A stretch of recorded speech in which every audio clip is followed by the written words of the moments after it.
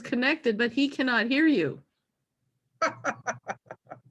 I don't know what that was about. Okay, so you didn't actually send that. Nope. Okay. Well,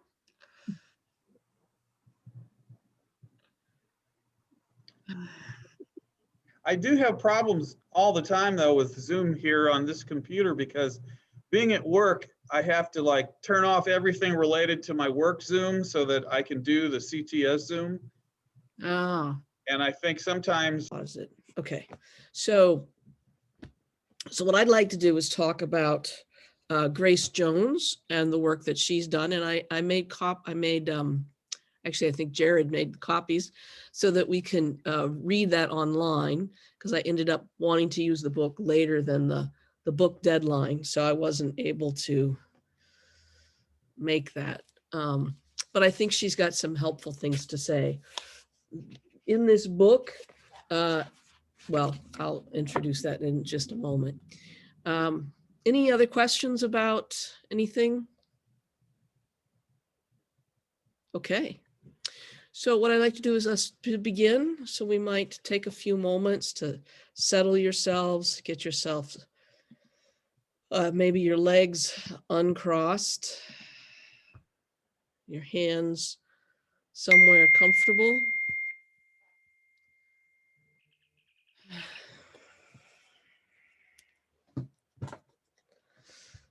Maybe feel grounded. This is a quote from Vincent van Gogh.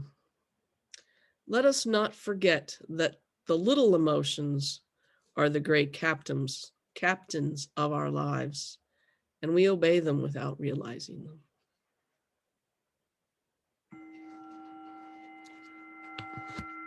I invite you to take a few moments to center yourself, tend to the breath, tend to how you're feeling today. Let your shoulders move away from your earlobes.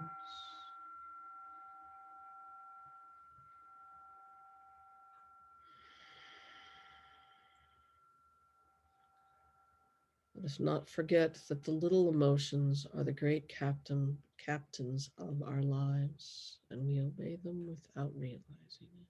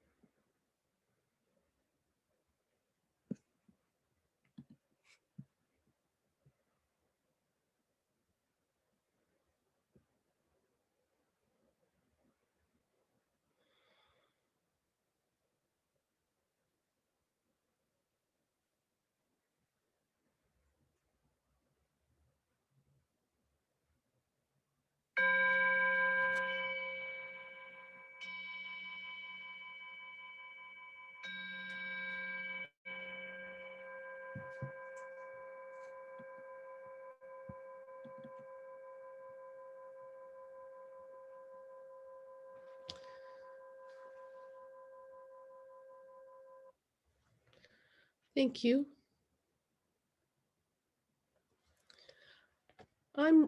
reminding folks of what we'll be doing in 2 weeks when we come back from break. In case any of you are not aware, I'm having surgery on Friday morning, and I'm having hip surgery. So hopefully it's routine and hopefully it'll go very well, but I'm also not sure how recovery will be. So how much I'll be able to be seated, like in this position. I think I won't be able to sit in this position for a while. They say you can't sit in the 90-degree position anyway.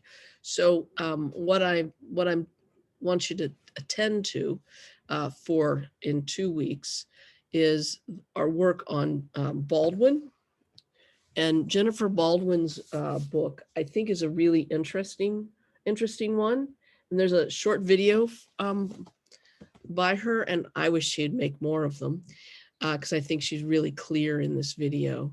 And we'll have a guest speaker for probably 20 to 35 minutes.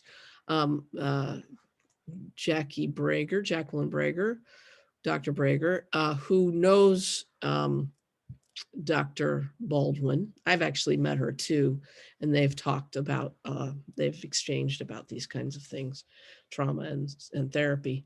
And so she'll come and talk a little bit about Baldwin, but also a little bit about her understanding of trauma. You'll notice that the first part of the book for next time focuses more on the trauma, although what I really like, and I ask you to note, to pay attention to in the book, is the third chapter, which is about cultivating practices of resilience after trauma.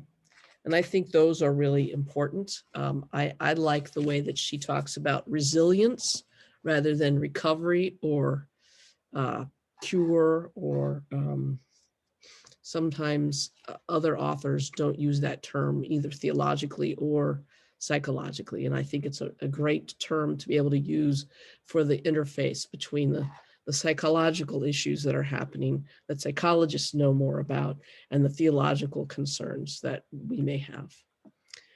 This is a short video. And then you've got proposals for your papers for this class. Now that's not to be confused with the papers for the proposals, the master's thesis proposals that the students that are master's students, MTS students need to write.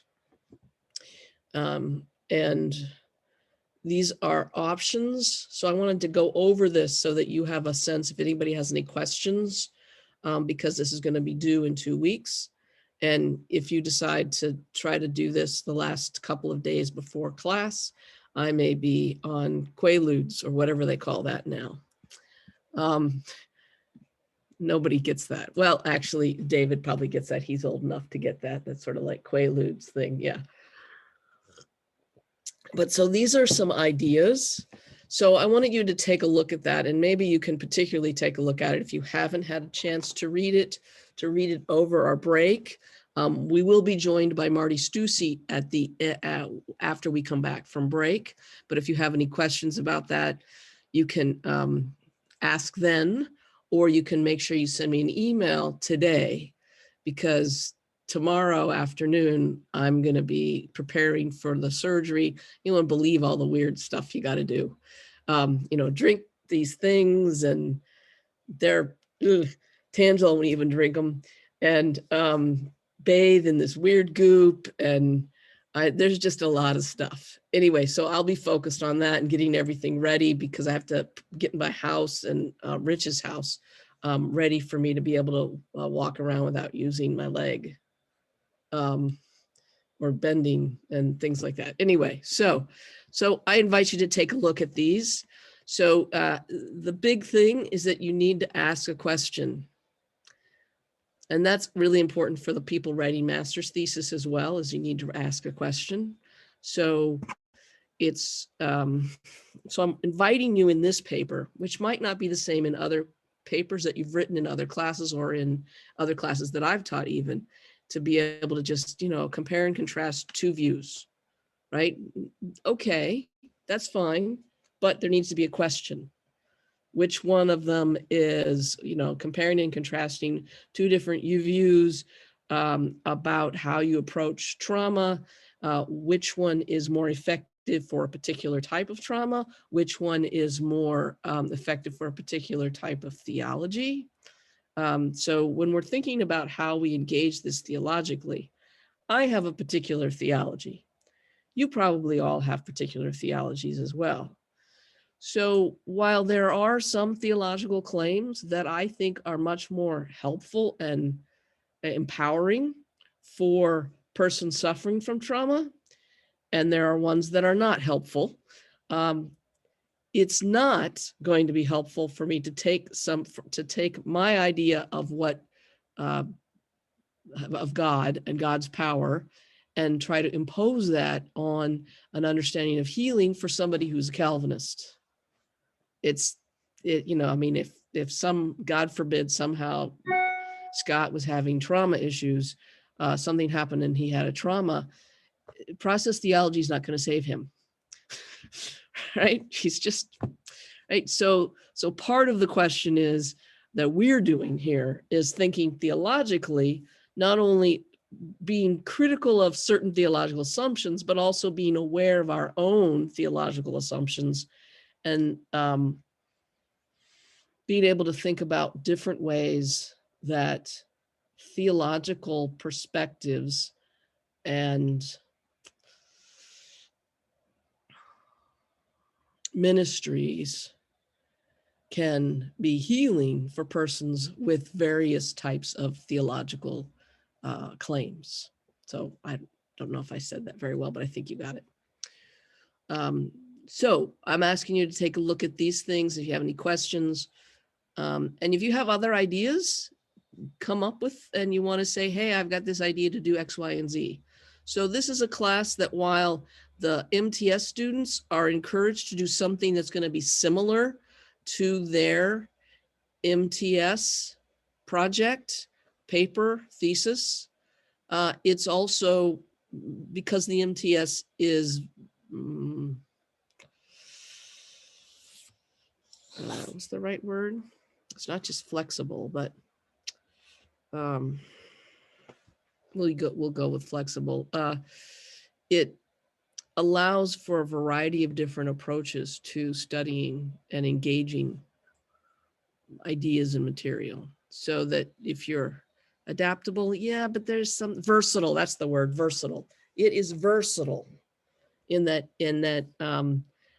a student might decide that they're going to write songs and they're going to talk about how those songs, related to different theological themes or a particular theme from different stories from the Bible, writing songs about those that engage a particular theological theme or a theme that's healing for persons in churches. Anyway, I don't need to go into all the details, but there's a lot of openness. Now, for some folks, that's annoying because it's hard to kind of figure out, just tell me what you want me to write on. And so that's why I've listed a whole bunch of different ideas. But I just want to make sure everybody's aware that, particularly the non-MTS students and, the DMen students, the variety of adaptability for this class and what you're needing to do for your program and your work is there. Okay, so just want you to be ready for that. Oh, we got bunches of chats. Any of those for me? Okay, that's fine. All right. Any questions about that? All right, great. Then we are going to focus on Jones's material. So I found Jones's work to be helpful and intriguing, and I wanted to include it particularly because her theology is a different kind of theology than mine. I am not a Calvinist. Some of you who know me might think she said the word Calvin and nothing exploded, right? Okay, I'm joking, but some of you know me well, know that. I'm going to light a candle here.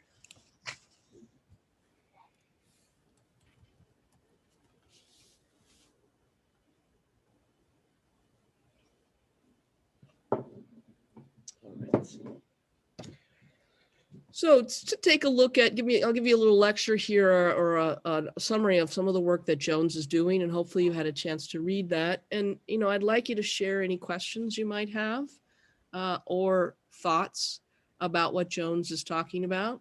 Marty will come in and talk a lot about the books from Trabian, or the chapters from Trabian that I asked you to read. And she'll give you some ideas about writing papers or writing paper for this class, but also how you think about how to use this class to help you in your thesis work. So Serene Jones is the daughter of a man who used to teach here. He taught theology here, and Joe Jones.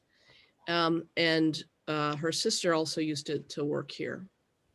She's the president or vice chancellor or somebody in charge at, I think it's Union Theological Seminary.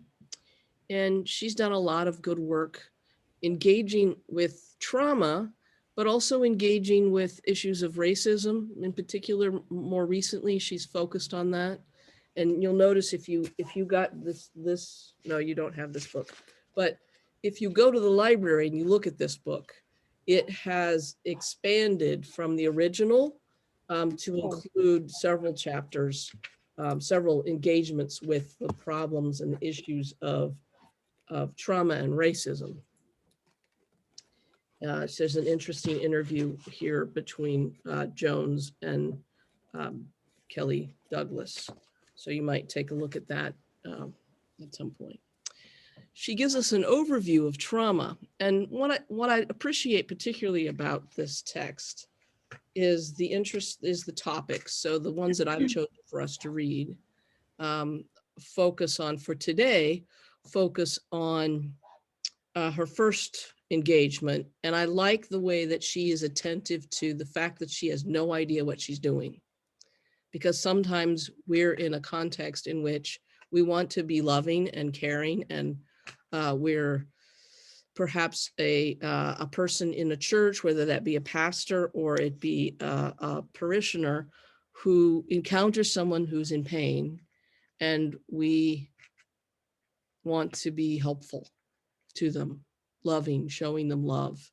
But trauma is one of these injuries that it's really hard. If you don't know how to engage it, you can easily get your foot caught and fall down on the person you're trying to help, instead of actually helping them with a helping hand.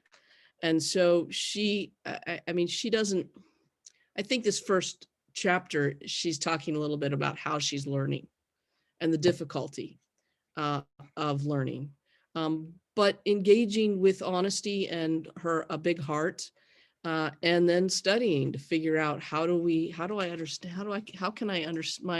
our understanding of trauma help me be comforting and healing with this person some way. So I invite us to, for some of you, you've got some counseling, you have a lot of counseling background. Some of you have a little bit of counseling background. For those of you who don't, my suggestion is not to go say, hey, I took a class in trauma, I can go, save the world from trauma. Maybe nobody thinks that, but my mother tells me stories when she was a young seminarian, how she was going to go save the world. So I just show the story that Jones shares with us as how difficult it can be to know how to best engage with someone who's experienced a trauma and an injury. Because each trauma, and here's the important part, I think each trauma, even though there's a common bodily response and physiological response, the traumas are unique to the persons who are suffering from them. The triggers, the words, the experiences, they're all distinct, and they have to do with the person's actual experience, not with, here's what happens when trauma happens, and so don't say this word.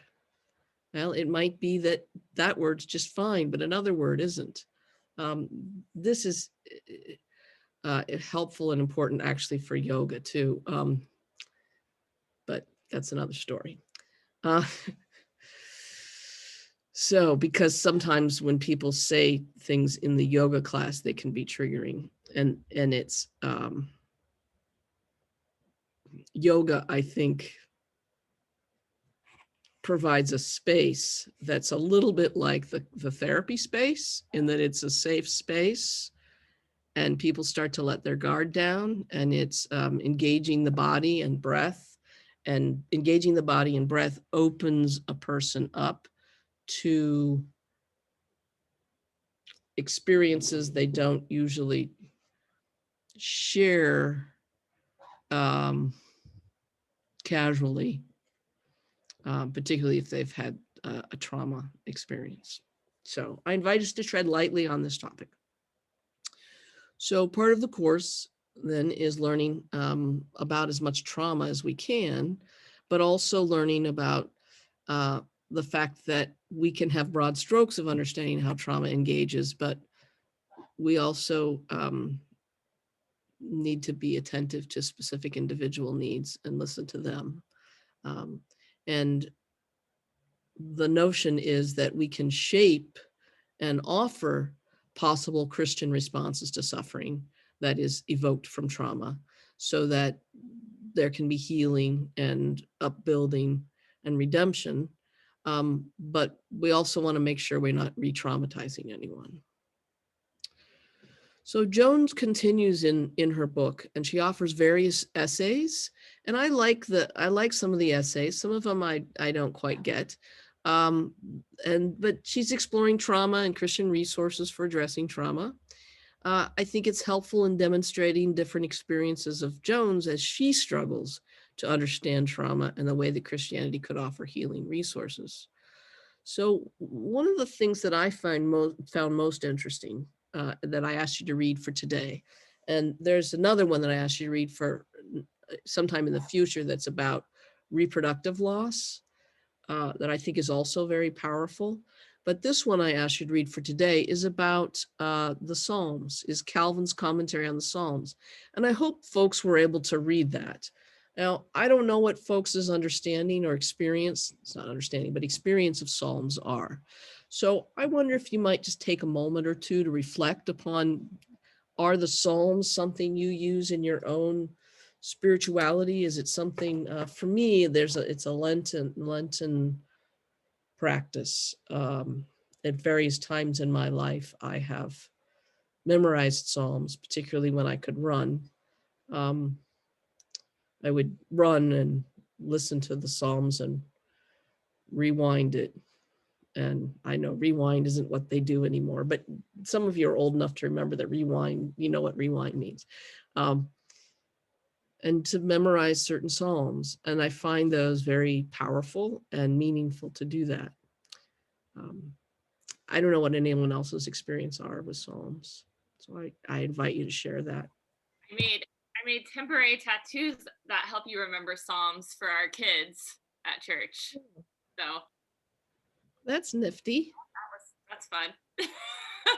I think for me, one of the things that I appreciate about the Psalms, and a lot of Sacred Harp songs are based on the Psalms, is the way in that it um, allows you to speak honestly to God when you feel angry or sad, or I just feel like when I think of Psalms as prayers, I always realize that it would be very unlikely in my church upbringing for me to have thought that kind of prayer was okay.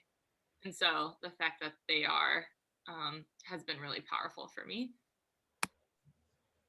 Yeah, actually going off that, what I've always enjoyed is the sort of brutal honesty of some of the Psalms. People kind of look at it the wrong way and say, "Oh, well, they're praying for God to kill their enemies, or or their oppressors." It's like that. We don't want to say that about God. It's like, well, that's not the point. It's the human response to God, and even the ability to be angry at God or disappointed with God or not understand what's going on. Whether it's King David or any of the Psalm writers, I think there's something really powerful and human about that, because it's not this sort of bubblegum pop music about God that's all about praise and worship and stuff like that. Stuff like that just makes me kind of want to, it's so corny and cheesy. Where this is much more raw, despite some people hearing these verses all their lives and not really reflecting.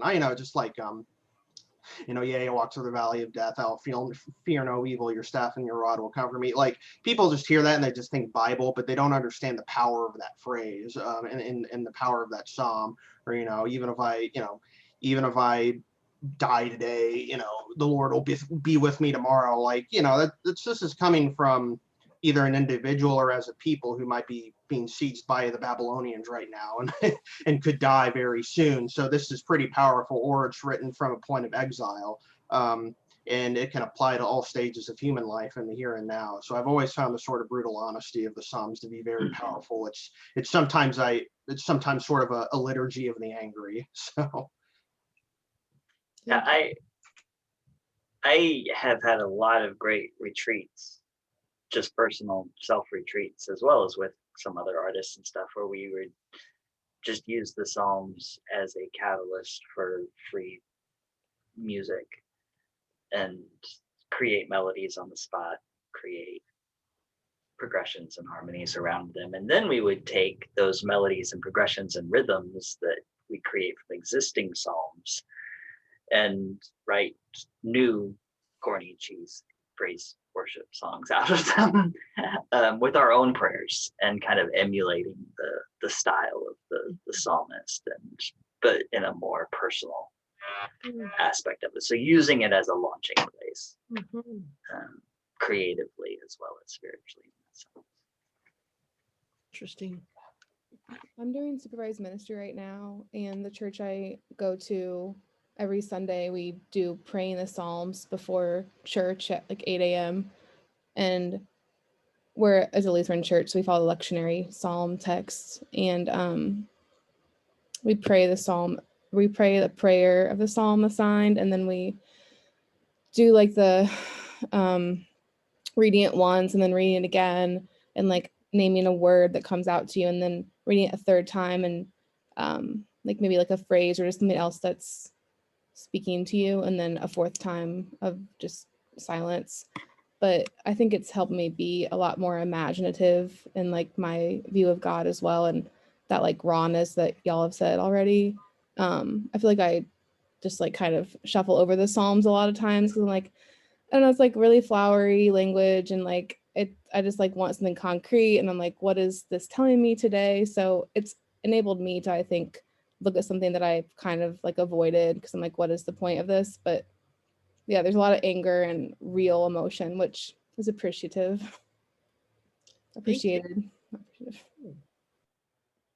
Thank you. I like that the Psalms are filled with confessions, all those I statements. To pray a prayer of the Psalms is literally praying the word of God. So that's what I love about it. It's filled with prayers, confessions. As others have said, it's filled with honesty and emotion, and that's what makes us human. So yeah, I really connected with the reading. Not that I'm a Calvinist, I'm not, but I connected with the reading. Thank you for sharing all of that, everyone.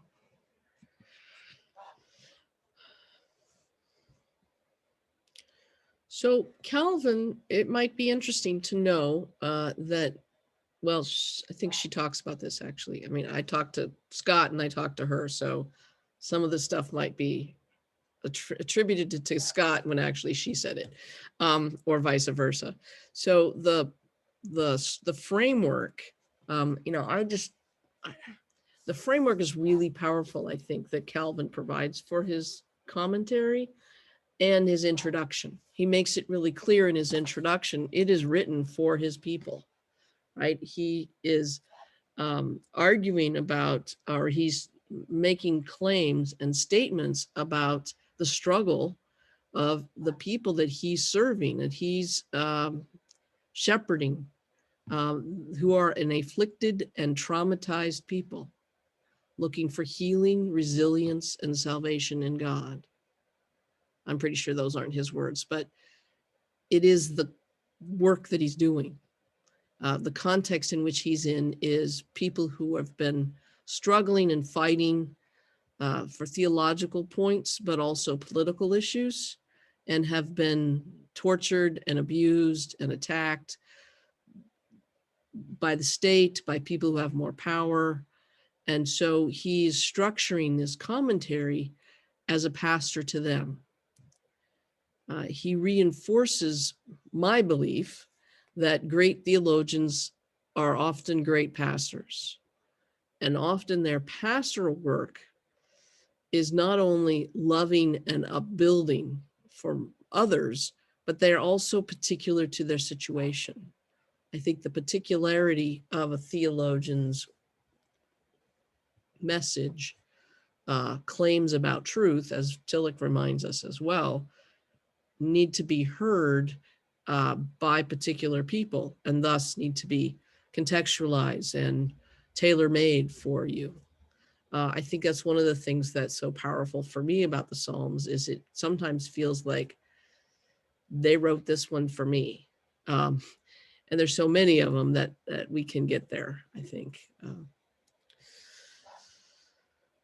So to me, the problem happens when a theology, and I think this is just an aside, because this is my view of what's happened about Calvinism in the United States, is it becomes calcified, and then it's a cast, like a cast that's supposed to be forced onto an arm that is also broken, but it's not the arm that was broken originally. And so it's not broken in the same way. And so it doesn't quite fit. But taking Calvin as Calvin in Calvin's time, I think is really powerful. So his engagement with the Psalms really arises from his own religious experience, and his own religious experience as named and as translated by him of his parishioners. He's searching, and they are searching for God's presence and redemptive presence in the midst of being persecuted, in the midst of the violence of a civil war, suffering both individually and personally, but also communally. They're witnessing the persecution and the torture and murder of friends and other parishioners. He's experiencing this pain firsthand. The pain of being harmed and attacked intentionally by the people in power. And I just want us to note this. Now, some of us have had that experience, but I think many of us may have indeed suffered pain and loss and disease and misfortune. But this suffering, I think, adds a different dimension, and that is the suffering of being actively persecuted, actively sought out, hunted down, intentionally tortured and killed because of their religious beliefs. Jones interprets this as the suffering and fear that Calvin's addressing in terms of what she calls terrorized conscience in the commentary on his comment on the Psalms here, and argues that it's often more about the sins being done to them than the sin that they are committing. The sin that's being done to his flock rather than the sin being done by his flock. Now, I just add that this is not the way that many American Calvinists use any of his writings.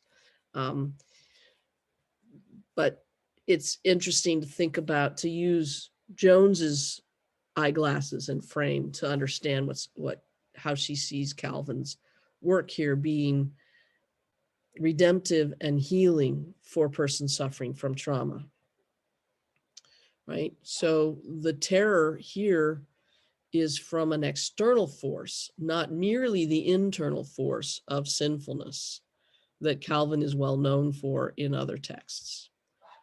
So Jones says that Calvin is inviting his readers to step into this world of the Psalms with an imagination of faith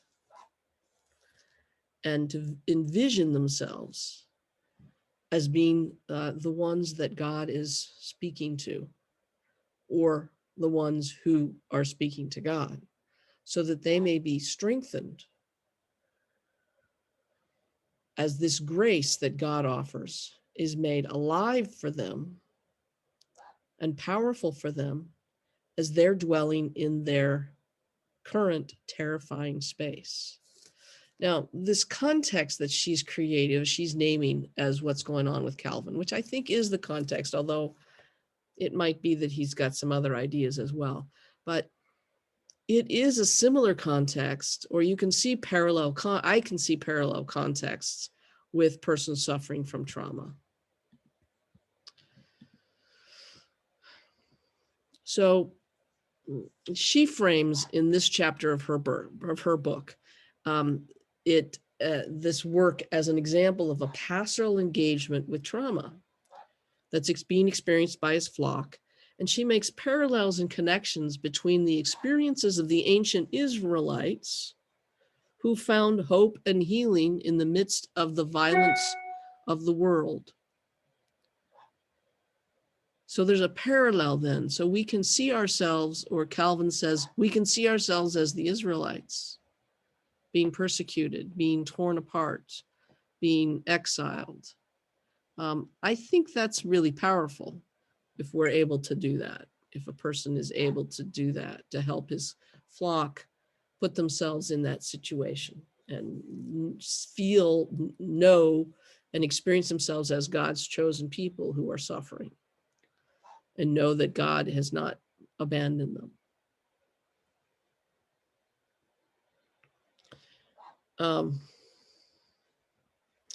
She finds, yes.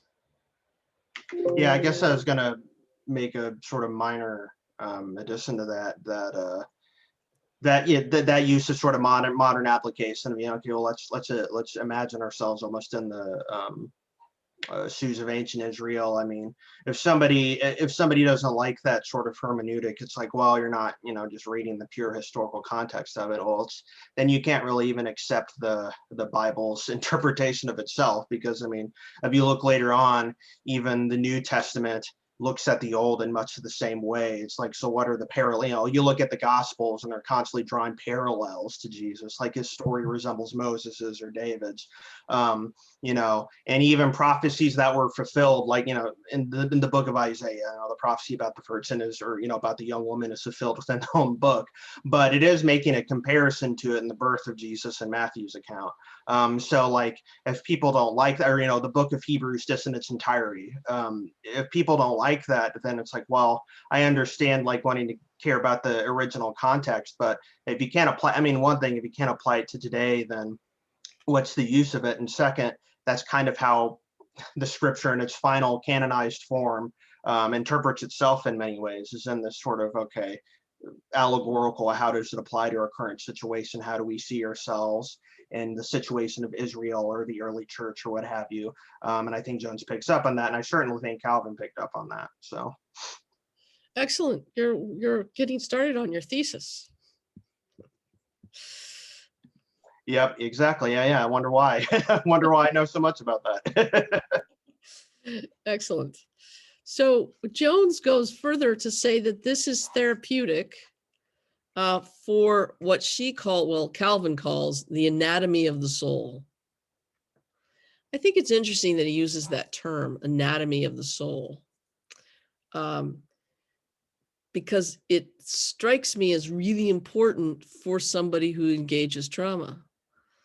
So particularly for saying the anatomy of the soul. So anatomy is definitely something we think about in terms of the body, the different aspects, the different parts, how they're connected, how they do different things. The hand does this, the foot does that, the head does this. The anatomy of the soul is suggesting that there is a whole array of things that are happening in the soul wounds, wounds that wound us emotionally, that wound us in ways that are hard to, you can't like say, yeah, I got a cut here, right? And so I need to put stuff on it and then put something that's going to cover it up or some kind of salve, right? He's talking about soul wounds, which is exactly, I think, what we think of as trauma. They're wounds to our soul that we don't know how to heal. They have gotten infected or they're refusing to heal. So I mean, I like the parallel there, or the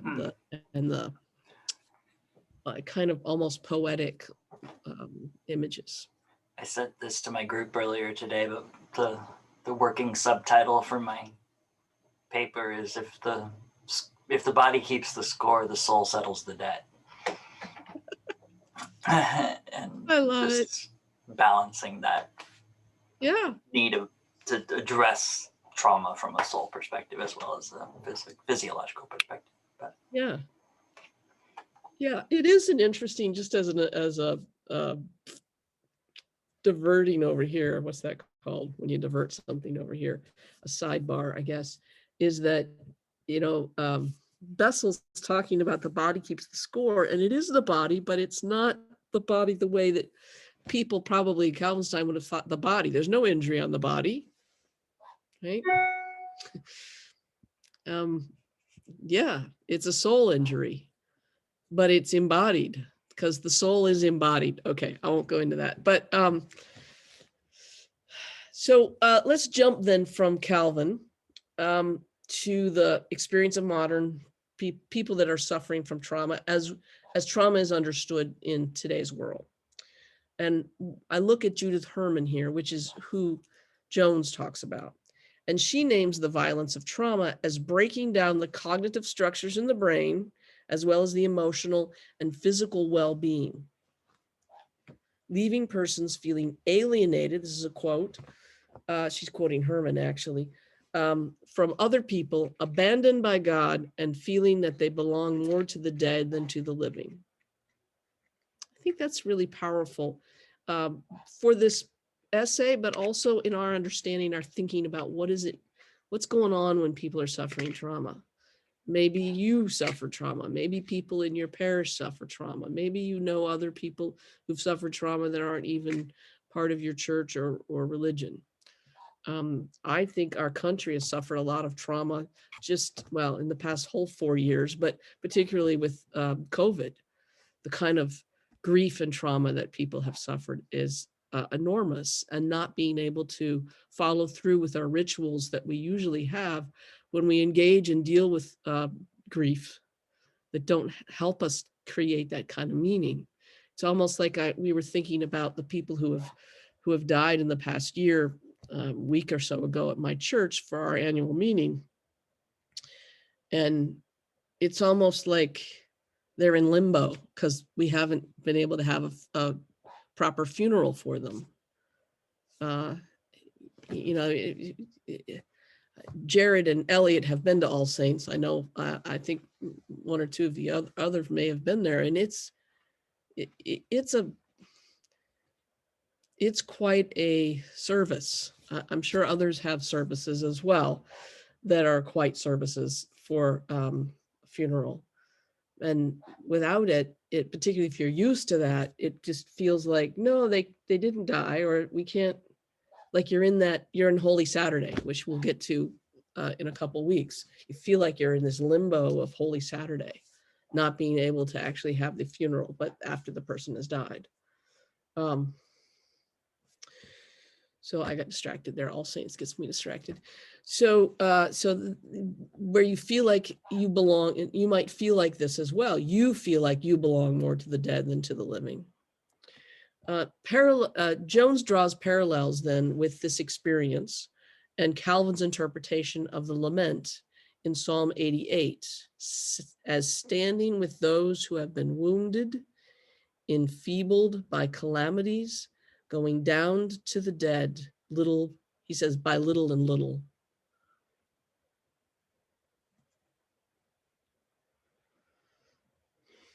I see the connection here between what Herman is saying about the experience of trauma and what Calvin is highlighting in Psalm 88 in his translation. Jones goes on to highlight the way that Calvin emphasizes the presence of God's redemption to be found in the Psalms as they provide remedy for this unbearable sorrow. So she's saying that the Psalms are expressing unbearable sorrow. And I think that makes sense.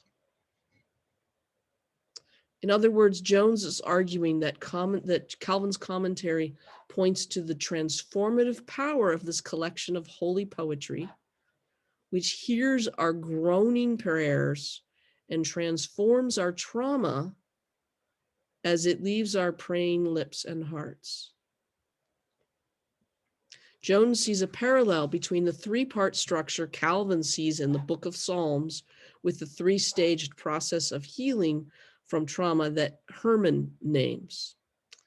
And they are, for Herman, it's establishing safety, remembrance and mourning, and connection with ordinary life. So establishing safety, remembrance and mourning, and reconnection with ordinary life. And these stages are accomplished with the presence of a witness who helps the survivor through the stages. It's important that the survivor lifts her experience to speech or some kind of communication that can be heard and received by a witness. So you might remember, well, I think this witness is an interesting term because it's something Herman is engaging. It's something that Bessel van der Kolk engages.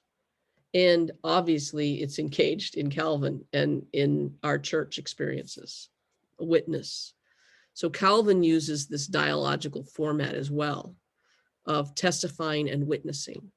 So it's really important that the testifying is witnessed, both in Herman's understanding of the psychological healing and in Calvin's understanding of what's going on with the Psalms, the spiritual healing of the wounds, the soul wounds. So testifying and witnessing are used to describe the working parts of the prayer, and particularly of the Psalms, as prayers of trauma testimony with God as the witness. With God as the witness of all of our afflictions.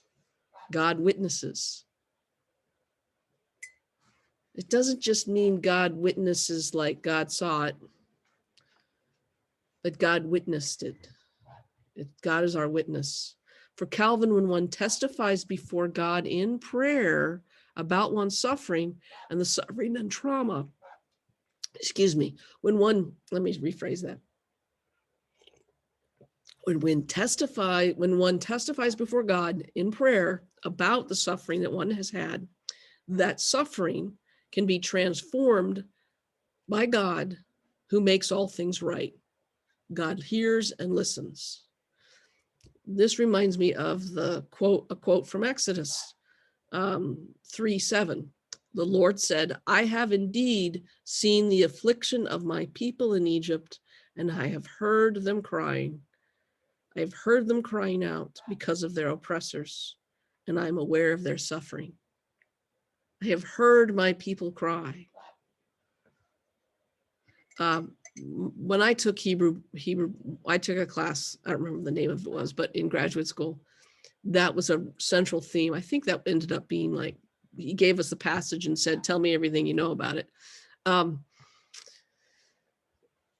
it was a passage, I don't know if it was that exact passage, but it was the passage where God says, I have heard my people crying in their oppression, and I will send a redeemer.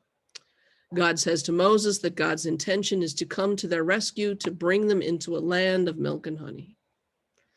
That theme itself, I think, is a theme of redemption of trauma. Certainly the people of Israel in Egypt have been traumatized, are in the midst of trauma. So any comments about that?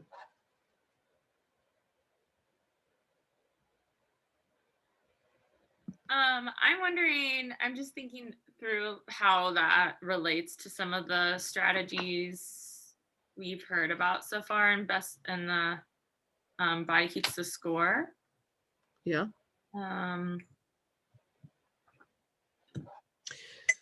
Yeah, I don't have anything more to say about that. About it than that, I think it's just because he talks about it. Almost sounds just like the talk therapy, but what more is happening? How does this? Yeah. So integration. Yeah, let's come back to that. because I think the difference is, I think it takes a while to get to it. So I want to say two things about that. So I'm really glad you brought that up because it reminds me. I'm not a Calvinist. And so this theology is not mine where I go first, right? I go to a different theology.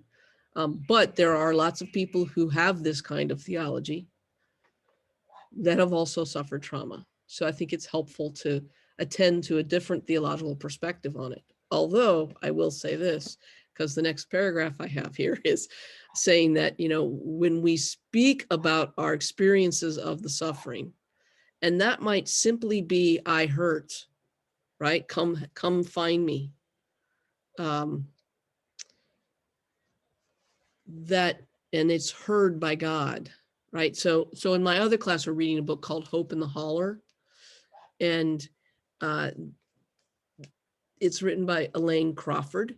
And she's a womanist theologian, so she's African American, and she's talking about how there's hope, and in the just the scream, the holler to God, that is basically saying, finding that God's ear is listening and is in solidarity with me and with my suffering, and I cry out, saying, you know, God, come see about me, come help me. It's not the content of the words that are effective. It's the fact that a person can know they're being heard by God, that there is someone there with them. So I think, and that I think reminds me of the way Bessel will talk about in one of his approaches. A witness can see that you are. A witness can notice that you are. By naming, you know, the witness is here, witnessing our afflictions as we share or experience, or, and I mean, in some ways, I think the reading of the Psalms or the singing of the Psalms is a way to say things aloud that you can't say, or to hear yourself say them and knowing that God is hearing you say them. So it may very well be that you've experienced the kinds of things that are being expressed in the Psalms, or at least the feelings of them. And so by speaking them aloud and have had knowing that other people are listening and other people are, and God is listening, then perhaps it's evoking awareness in you, not necessarily cognitive awareness, but awareness of pain.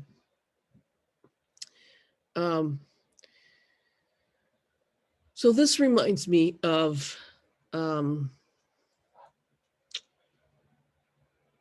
God being being a witness is recasting, or could recast the hopelessness and the isolation of the trauma by naming it as being intentionally witnessed by God.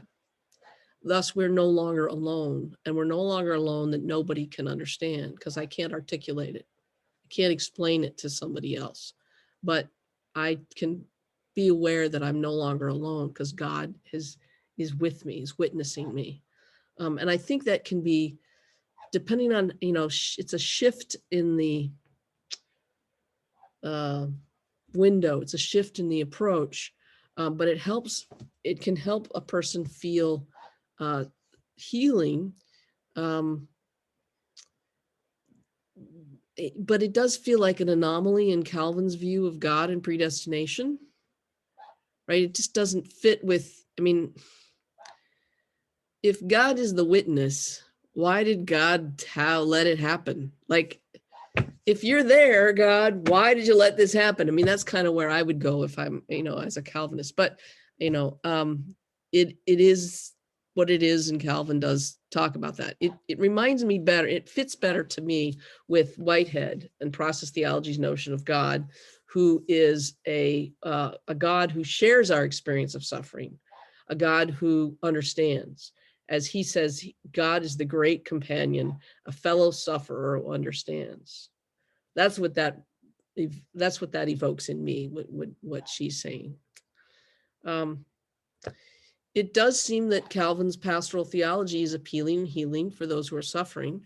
if we understand God, the all-powerful, is witnessing our trauma and taking our suffering onto God's self in witnessing it so that we're not bearing it alone. I think that's a really powerful, can be a powerful way of understanding it and thinking about it. The holler, as I suggested, Crawford talks about. Jones goes on to highlight what I think is one of the most therapeutic ideas in her book, and that is that reciting the Psalms together aloud gives words and voice to the suffering that has been held and that's hiding in that reclusive space of our mind, that moat where the trauma gets stuck. The Psalms then awaken us to our own maladies and give words and perhaps cognitive meaning to these laments, helping us to become more aware of the trauma that we suffered so that we can name it. And then once you can name it, you can put it somewhere. It's not an amorphous blob that takes over everything. That's my words. In Jones's frame, Calvin is getting at the grace of God's presence in the experience of speaking the words together as we lament together with an intentional awareness of God's redemptive presence. So that's the way that Jones sees the potential for understanding Calvin's Psalms as a resource for experiencing divine healing.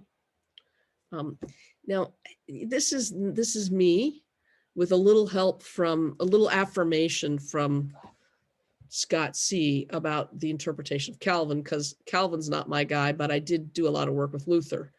And so I'm intrigued by the approach. But it seems a little mystical for Calvin, or it seems like he's getting a little mystical, or at least in this interesting sacramental approach. So I see it as being consistent with what Luther does about the preached word. So for Luther, I see Luther as actually kind of using the preached word as a sacrament, or understanding the preached word. When the pastor's preaching, the word is received and it's a sacrament. It's become sacramental. It's a little bit like the Eucharist, right? It's heard, and being heard, it comes in and transforms the person's heart, not because it's cognitive. So here, I mean, I think Calvin is instituting this notion of congregational singing and chanting of the Psalms, which, by the way, was the only thing he would allow congregations to sing, is the Psalms. So whereas the Romans were singing lots of things, actually the choir was singing lots of things. I don't know, is anybody Roman Catholic or grew up Roman Catholic? Anybody have a Roman Catholic boyfriend? I do. I have a Roman Catholic boyfriend. We go to church together. He never sings the songs. He always looks at me like, what are you doing? Why are you singing? And I'm like, I like this song. Like, I'm not supposed to sing it. Well, the other people are singing it. Okay. Like, I don't know. It's a culture. I mean, he, is pre-Vatican II, so maybe that's part of it. But yes, he is that old. And anyway, it seems like this, it strikes me that this notion in the Protestant non-Roman notion is the congregation is singing. So now, I don't sing very well, but I sing with glee. So Elliot, who sometimes has sat beside me, is a witness to this, that Charles is my my buddy. He also sits with me at church. He will say, point your little face that way when you're singing, so it's not in my ear. But because I sing, because to me the experience of singing is not the art of it as much as it is the emotion, right? So it's not simply I'm saying something that I know cognitively. It's rather singing this something that I might have even memorized the words. So it's not even the cognitive meaning of the words so much as the singing them together. Anyway, maybe it's a stretch. Maybe I'm pushing the stretch to try to get what Jones is getting at with Calvin. But I do think there is the possibility, particularly given Calvin and other folks who have a similar kind of experience of or understanding of who God is and how God interacts with us, that this may be one way of talking about the healing presence of God through in the trauma. It's almost like it's a secret tunnel, these singing these words together, a secret tunnel into that moat. The moat is my moat. I've named the moat, but other people are talking about it. They just don't name it as a moat, right? That moat where the trauma resides. And it's that secret tunnel that helps get to it, get to that experience, that memory that has not been able to be integrated.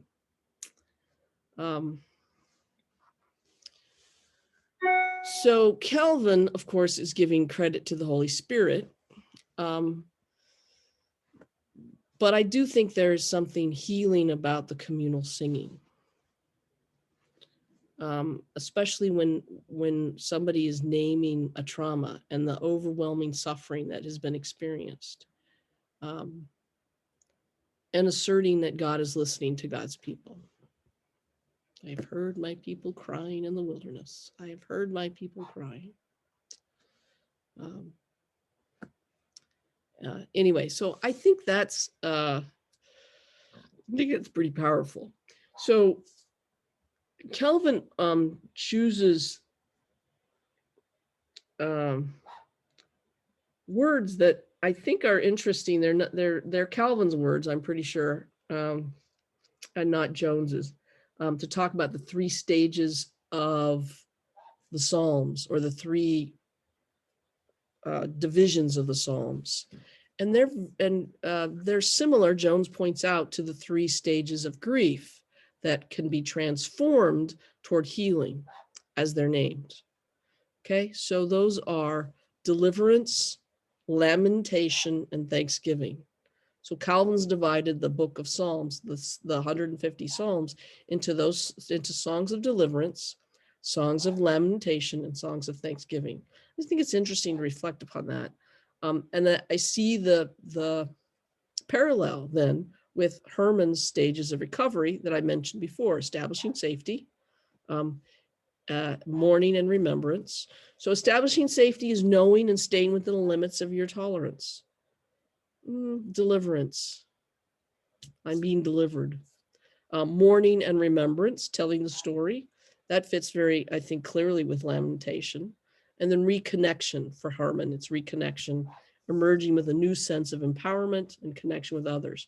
And I think that does fit with the Psalms of Thanksgiving, the ending Psalms, which are joyful.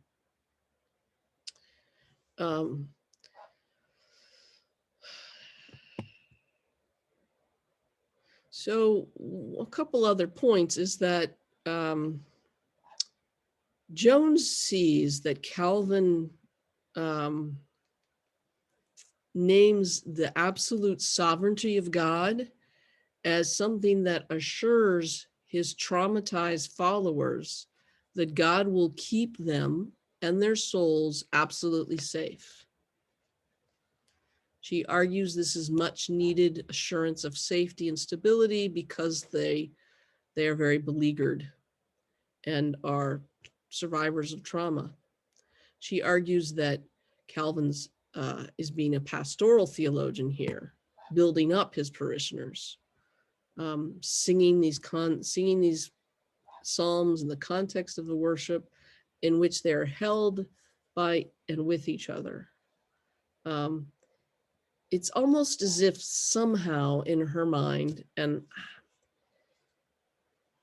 I mean, I get it if we're talking about it pastorally, it just doesn't fit with Calvin's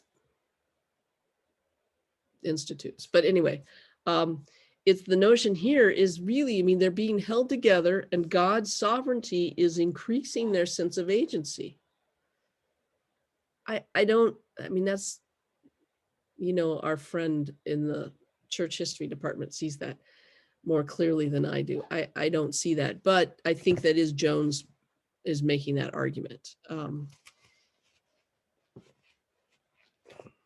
But if we think of Jones, I mean, as Calvin, as being a pastor here, wanting to be more like someone who's ensuring the safety and the space around his flock, or God's flock, it's a little bit like a parent trying to keep the toddler safe.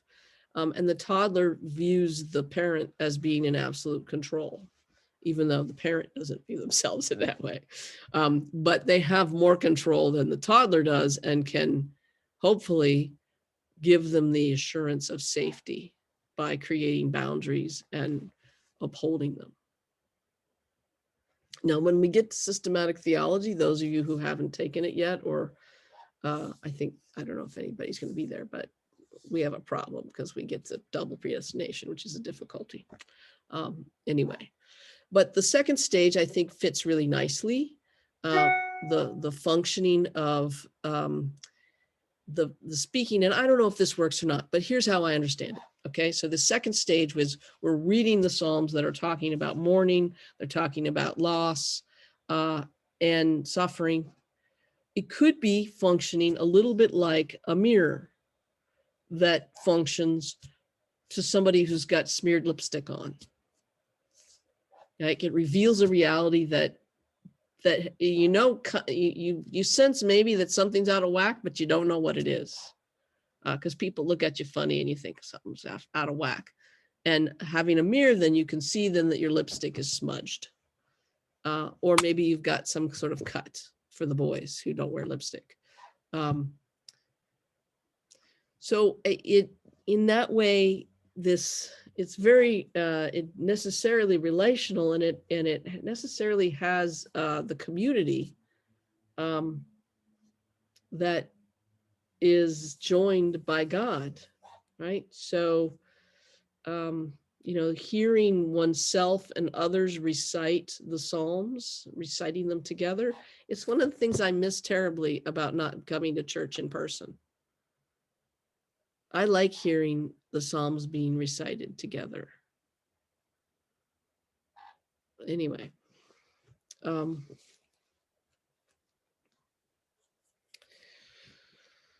so I think Calvin has got some interesting things to say here, and I think that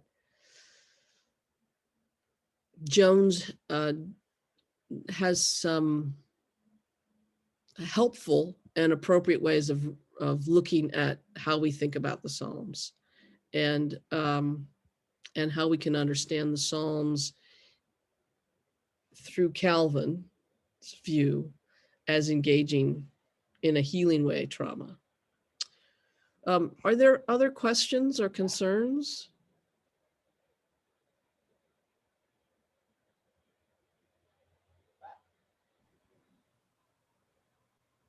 Yeah, I think it's good that we brought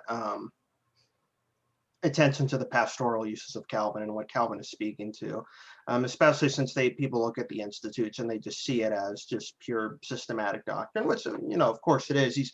He's more systematic than Luther, and in many ways more consistent than Luther in that regard, but it kind of gives the bad impression that Calvin is cold, or the frozen chosen, as they're called. Reformed theology is sort of cold and cognitive. And in reality, I think, especially when we're talking about ideas of predestination or election, or and at least according to what Scott told me, double predestination is a comparatively minor part of Calvin's actual written works. It is the idea that it's pastoral in purpose, right, rather than trying to come up with some sort of magical metaphysical theory of everything, or some sort of perfect philosophical understanding of God, and that it is drawn from the scriptures and the experience of the scriptures. I think there is definitely, at least in my personal life, there's strength to the idea of, well, I don't understand how this is all going to work, but I know God's the one that's ultimately in control, and things will work out all right in the end. And I could find comfort in that, and I could find freedom in that, because then you mix it with the idea of salvation and the idea of grace, that there's nothing I can do to warrant my own salvation. I don't need to do that because it's already been done for me. I just now live in that freedom and grace, and I'm obligated to give that to others. There's something very powerful and liberating in that, especially when you compare it to how salvation was seen, seen in the sort of late medieval church. So I think that's all well and good in the context of talking about Calvin in a class on trauma and theology. Growing up and being traumatized in Reformed traditions, the lived expression of that in most Reformed traditions moves so far away from the metaphysical and even the recognition of soul, that having pastoral conversations like you're talking about don't come naturally to most Calvinist pastors and most Reformed pastors. And so I think it has to be, while I don't disagree with you that it is compatible with Calvinism, I don't think it's a natural outflow of people who have studied and practiced Calvinism on a regular basis. well, yeah, I think I both agree and disagree, because I have a similar experience myself. I sometimes say jokingly that I suffer from PCSD, post-Calvinist stress disorder, as having dealt with, especially in America, and I think there's a problem, especially with the American Reformed tradition as it exists today, where you do sort of kind of see the living examples of stereotypes of Calvin as like being, okay, well, what's the most atrocious thing I can defend about God today? Well, he preordained that nuclear bomb. You just don't have a high enough view of divine sovereignty, brother. It's right there in the Bible. Like that kind of stuff I dealt with for years, and dealt with even amongst evangelicals, and it drove me crazy. It made me misinterpret and discredit the Reformed tradition completely, until, later on. And I think it has to do by kind of going back to the roots of it, and especially, like talking with people like Kyle, or a lot of, like liberal Presbyterians and stuff like that, or just Presbyterians in general, kind of outside of the evangelical, Calvinist mega pastor culture. I think you do seem to like, oh, okay, this is why people might actually believe this. I actually see, I do see the point of this now. This makes sense.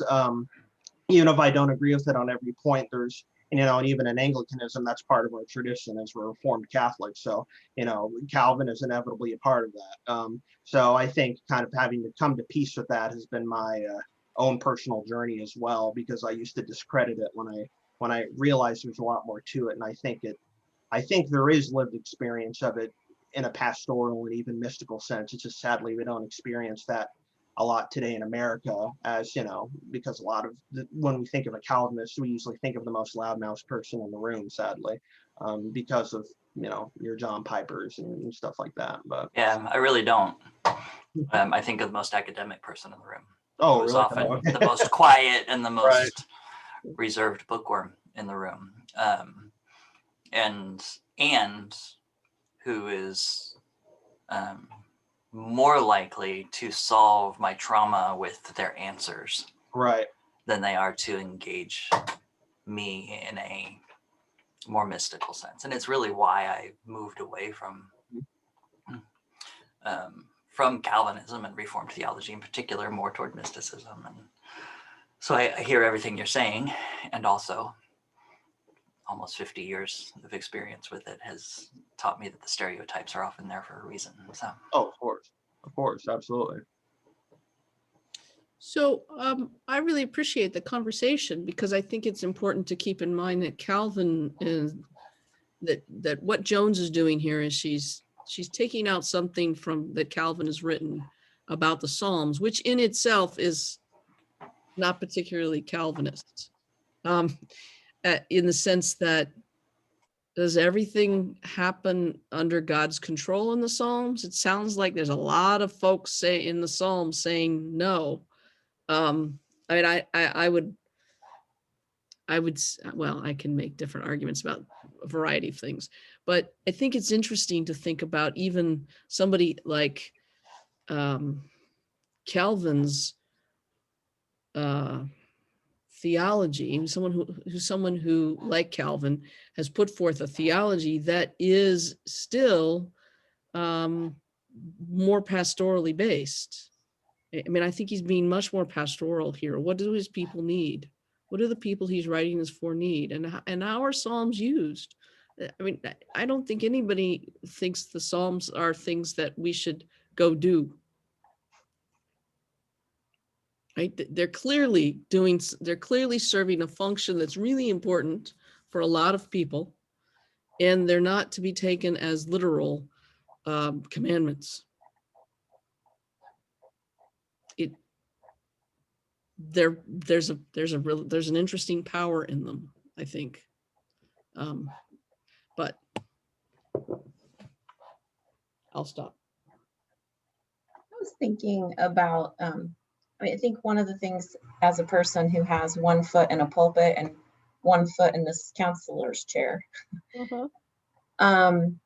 what I appreciate about the Psalms is the way we can see our own humanity and the way we can see how human beings haven't really changed, that what people have longed for and been terrified of, right, that doesn't change throughout history. And I think there's a lot of value in that. I really appreciated her story about Leah. And what I most appreciated about it is that she approached it with a sense of curiosity, not a prescriptive, not looking for what is the answer to this, but a curiosity about Leah's experience, and then perhaps asking bigger questions about that.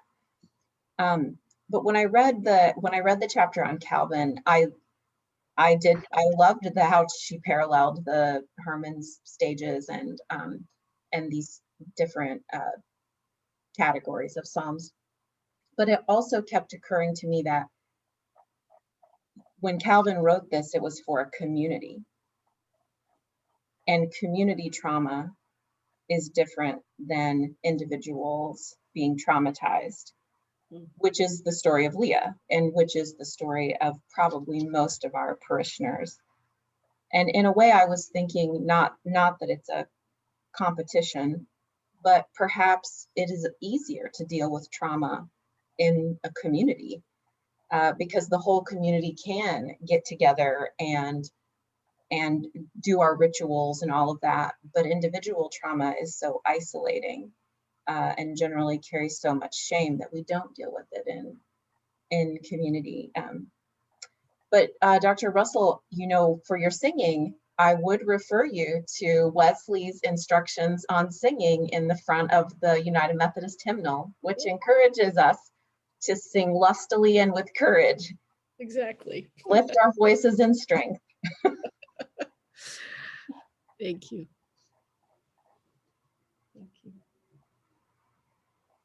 I appreciate those words. I think your reading of it is very interesting and helpful. Communal and individual, although there's probably some folks that had some individual trauma in that community, and I think community can help, particularly even though they're not the exact same experiences. They're being persecuted because of the same reason.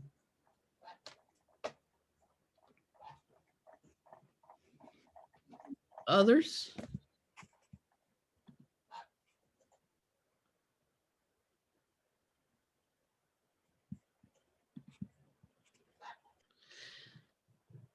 I think one of the things that I'm starting to process about this, given that I've been trained in a lot of Calvinist theology, I'm a Presbyterian and all of that, that when I think of, for example, the Westminster Confessions, I think of a whole bunch of prescriptions. It prescribes what to say, what to think, what to do. And when we get into the Psalms, it's so much more descriptive that it has a lot more existential value to us. And I can see that that's one world where Calvin could be a lot more pastoral and have a lot more pastoral efficacy because he's not stuck in his prescriptive mode.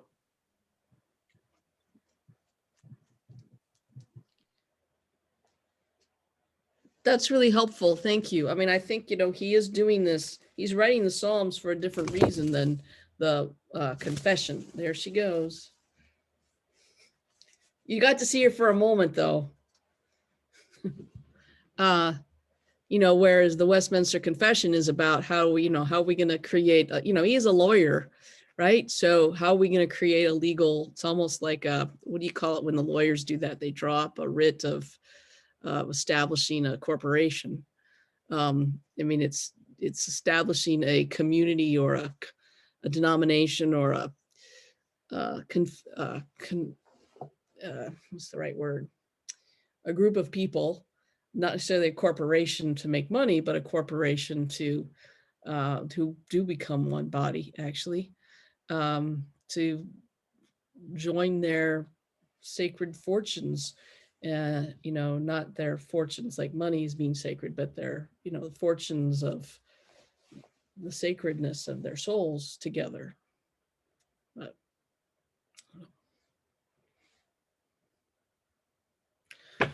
well, I really appreciate the interaction, and thanks for listening to me go on about Calvin. This is probably the only time you'll ever hear me go on about Calvin in this such a positive way.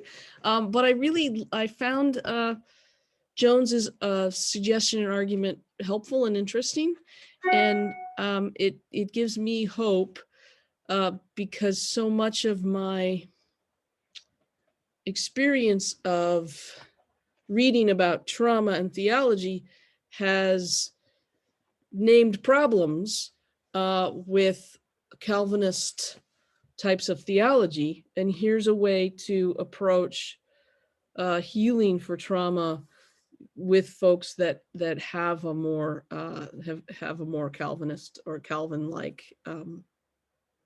theology.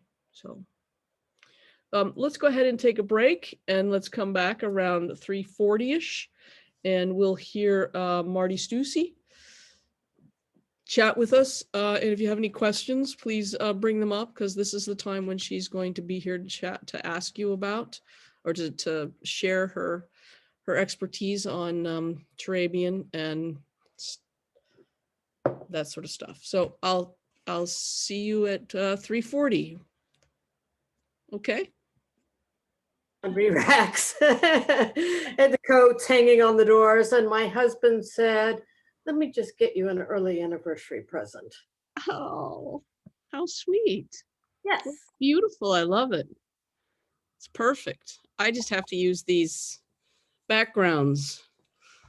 I'm so glad you're here. And we've gone over, this is a class on trauma, we've gone over Serene Jones's book on trauma and grace, or gone over some of the work there for today. And so for the rest of the time, however much time folks have questions or you would like to share with us your wisdom, we'd like to go over the Turabian. Sounds good.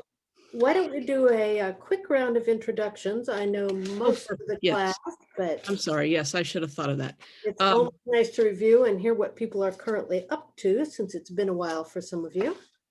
Yes, great. So this is Dr. Marty Stussy. If people don't know her, she's fabulous.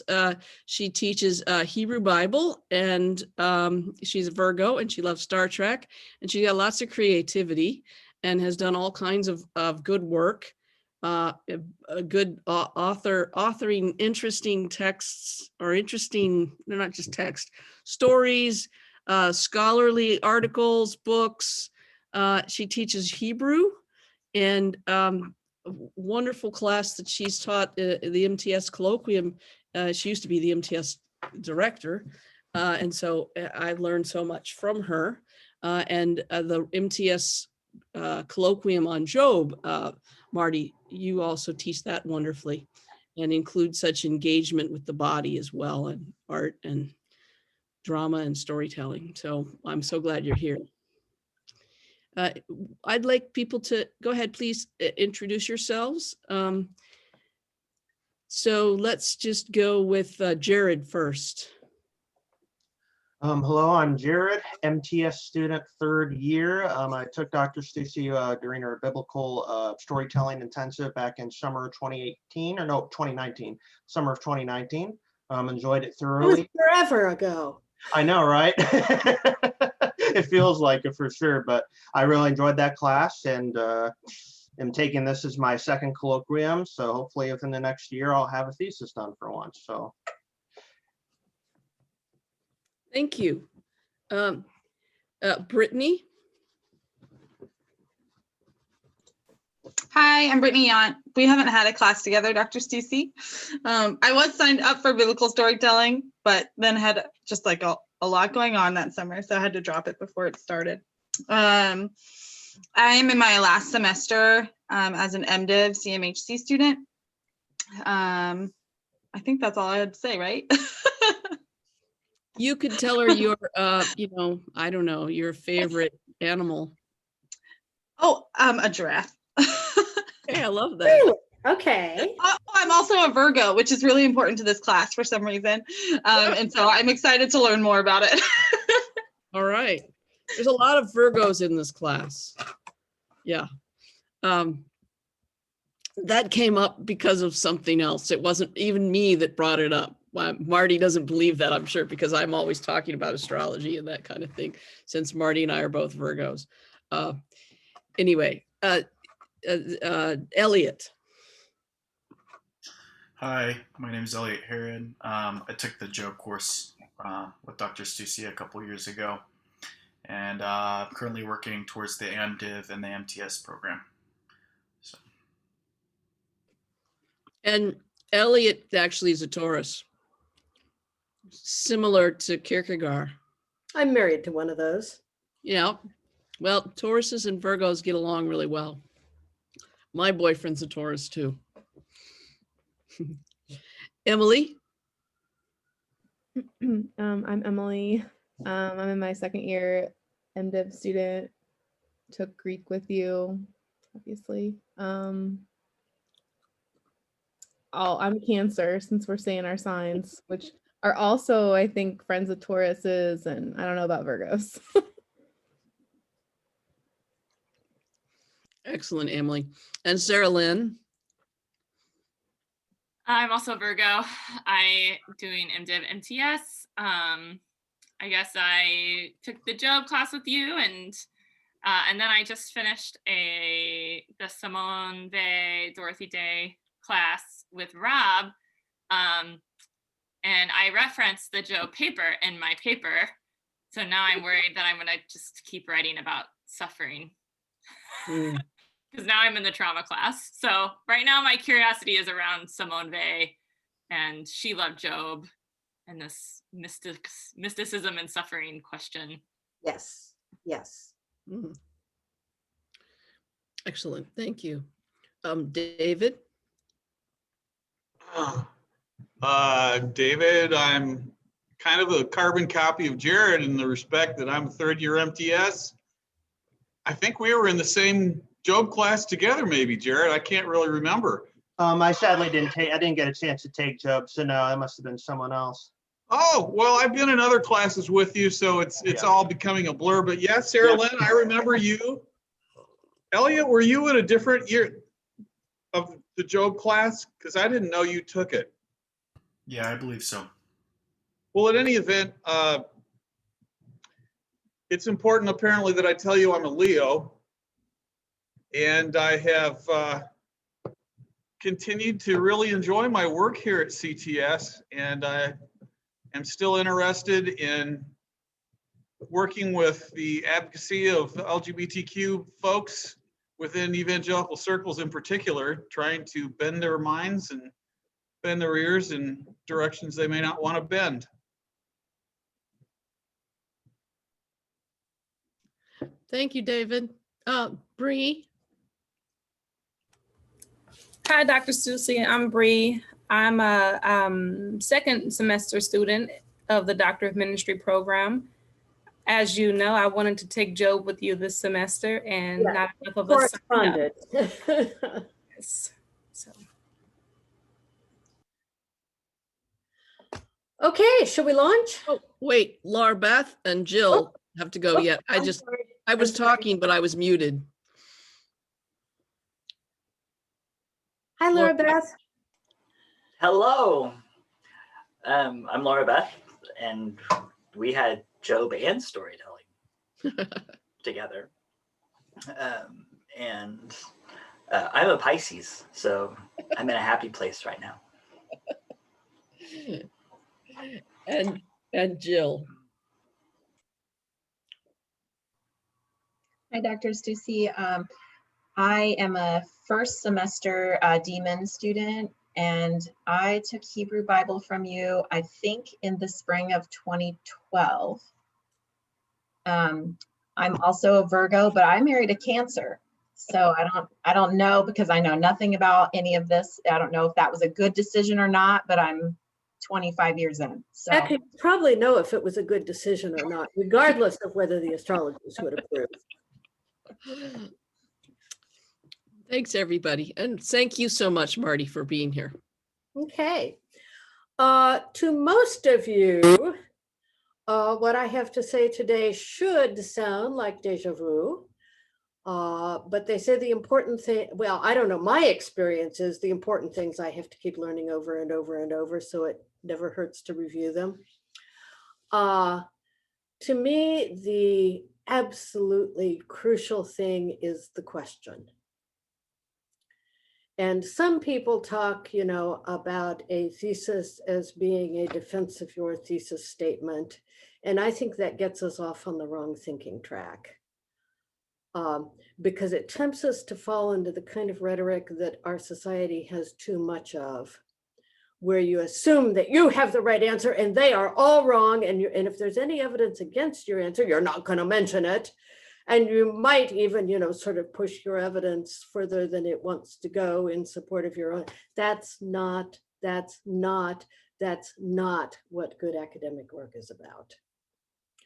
So if you think in terms of trying to answer a question, it makes you more open to realizing that there's more than one possible answer and that you need to measure and weigh. And it may not be completely obvious that this and not that is the answer, but you need to settle somewhere, and so you do. And one of the other lovely things, and I've had this happen to me and I've seen it happen, to other people multiple times. If you think of your thesis in terms of answering a question, then if the answer turns out to be something different than you expected, you don't feel like you failed. You just go ahead and write about what the answer really is. Then rather than risking this verification bias thing where you're already committed to this answer and by golly, you're going to make it work even if it's not working, don't go there. So if you think in terms of finding an answer, it makes it easier to manage the process in the right tone and with the right attitude rather than thinking of defending. The question itself needs three qualities. First of all, it needs to be arguable, and that has two parts. That's actually two of the qualities. One thing that arguable means is that you can present arguments about it. If it's just an opinion question on which there is no court of appeal as to which opinion is right and which opinion is wrong, that's not a good question for an academic thesis. Or if it's an open and shut question that nobody could possibly disagree about what the answer is, that doesn't give you very much to write about either in terms of answering the question. So it needs to be, actually that got into part two of what arguable means. So the first part of arguable is you can present arguments. And arguments in academia are reasons and evidence and warrants, not finger shaking and yelling. However, human beings usually don't bother to present the reasons and the evidence in support of their positions unless there's somebody around who's disagreeing with them, which is where in common speak, we get to the meaning of argument as put your dukes up and let's fight it out, which is not what I remember a CTS student saying one time, how come these professors always have to be having arguments? Couldn't we just have a conversation? Well, we were so schooled in academic speak, that to us it was a conversation. But the student heard the word argument and heard fight. So I was trying to stop and clarify that. So arguable means reasoning and evidence, and it means, and I've already intimated this, there's the possibility of disagreeing about what the answer might be. It's not very interesting to try and answer a question. You don't bother to ask the question unless there is some doubt about what the answer is. So you want a question that's worth bothering to ask, that there's some room for discussion about what the answer is. So that's two of the three qualities that a good question has to have. Arguable in the sense of you can present arguments, and arguable in the sense of something that there's a conversation about what the answer might be. The other thing that's really, really, really important, and you may have to do adjustments on it as you go, because you might make a wrong call on it when you're just starting out, and don't be afraid to fix it if you find yourself in this situation, has to be the right size. So it has to be a question where if you're going to do a good and thorough job with the arguments, it will fit into the size of paper that you're trying to write. If there are thousands and thousands of pages written about it, all of which you would need to have read in order to speak competently to the topic, it's too big. Don't go there. If in theory, you could present arguments for the questions, but nobody's gone out and found any of the evidence or thought through any of the reasons, that's going to be hard because there's too little stuff out there.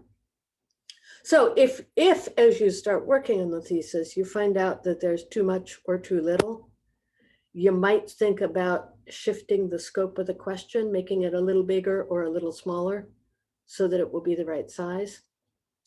That relates to another piece of advice that was in one of these chapters that we're reviewing for today. And it's the one thing I wanted to comment on that I didn't locate the page where it is.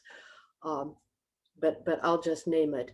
At one point, it talks about revisiting or revising your question. And some of you have been in classes with me where this happened to you or to somebody else, where you started with a question and you were going to try and answer that question and you wrote your paper. And actually, the paper turned out to be answering a slightly different question than the one you told me you were asking. That can happen pretty easily, and the book talks about it. You could rewrite the whole paper to make it answer the original question, but it's way, way easier to rewrite the question once you've got the paper and you know where it's going and what really caught your interest and what really you wrote about. Go back and check the question that you told your audience at the beginning that you were asking, and be sure it's the one that you answered. And if that question is actually pointing in a little different direction than where you finally went, rephrase it so it points where you finally went. And then your reader will feel like you kept the contract with him or her, and you won't be accused of not having actually addressed your topic. So those are the three things that a good question needs, and that's the most important thing. If you can have a question that's arguable in the two senses and the right size, that gets you way, way down the line towards having a good paper. And the other thing that I've alluded to and that the book talks a lot about is the attitude of a scholar, because it's different than the attitude of a talk radio host or even a good and thoughtful politician on the campaign trail. I just finished reading Obama's latest book, And it is amusing to talk to him about to hear him talking about how he had to shut down his fundamentally academic way of thinking because it really didn't make good stump speeches. He said, you know, if there was an other hand on the question, I had 4 of them. And I loved him at that point because that is good in academic work. But he said, if there was another hand, I had 4 of them and I had footnotes on every possible qualification. And he said, and people were impatient with it and didn't want to hear it. It's the kind of thing you can do in writing, and it doesn't play so well in oral communication because we can't hold as much in our heads at once in oral communication as we can when we have it on paper in front of us where we can go back and look again. And part of the problem we struggle with now, I think, is that we are moving into a post-literate society is the phrase that gets used. It's not that people don't know how to read, they do. But we have trained ourselves to take in and process information visually, impressionistically, associatively, by the kind of quick and dirty, fast twitch thinking. That's honestly how human beings make most of their decisions. And it's nice because it has emotional impact.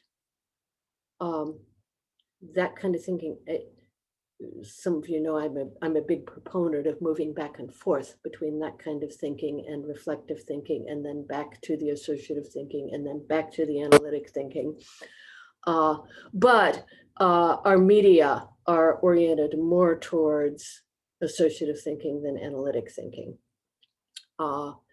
Academic writing asks for something different, which is the slow and thoughtful, let's take a minute, let's look at the details. And you say something that you're absolutely sure is true, stop and ask yourself, I drive my husband crazy with this. I'll say something in a conversation and then instantly, because I'm a well-trained academic, I'll think, do I really know that's true? And I'll back up and start asking myself questions and saying, do I have a control case that would tell me, you know, is the explanation I just gave really the right one? Or am I just spitting out something that sounds plausible, but I don't really know that it's that and not something else?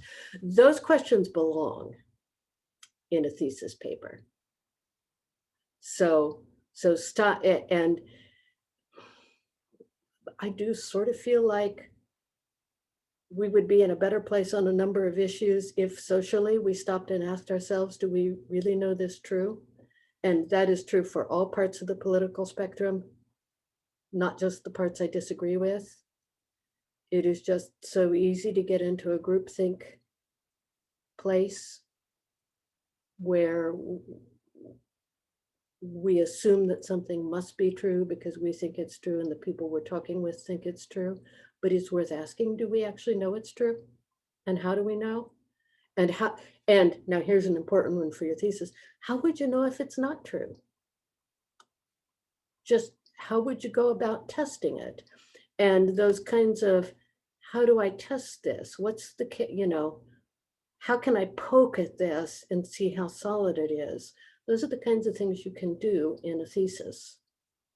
And walk your reader through to persuade them that you really have looked at the angles on this and you're not just flapping your mouth.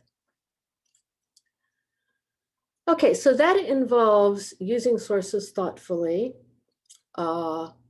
It involves using sources honestly and not misrepresenting them. I heard a radio interview with a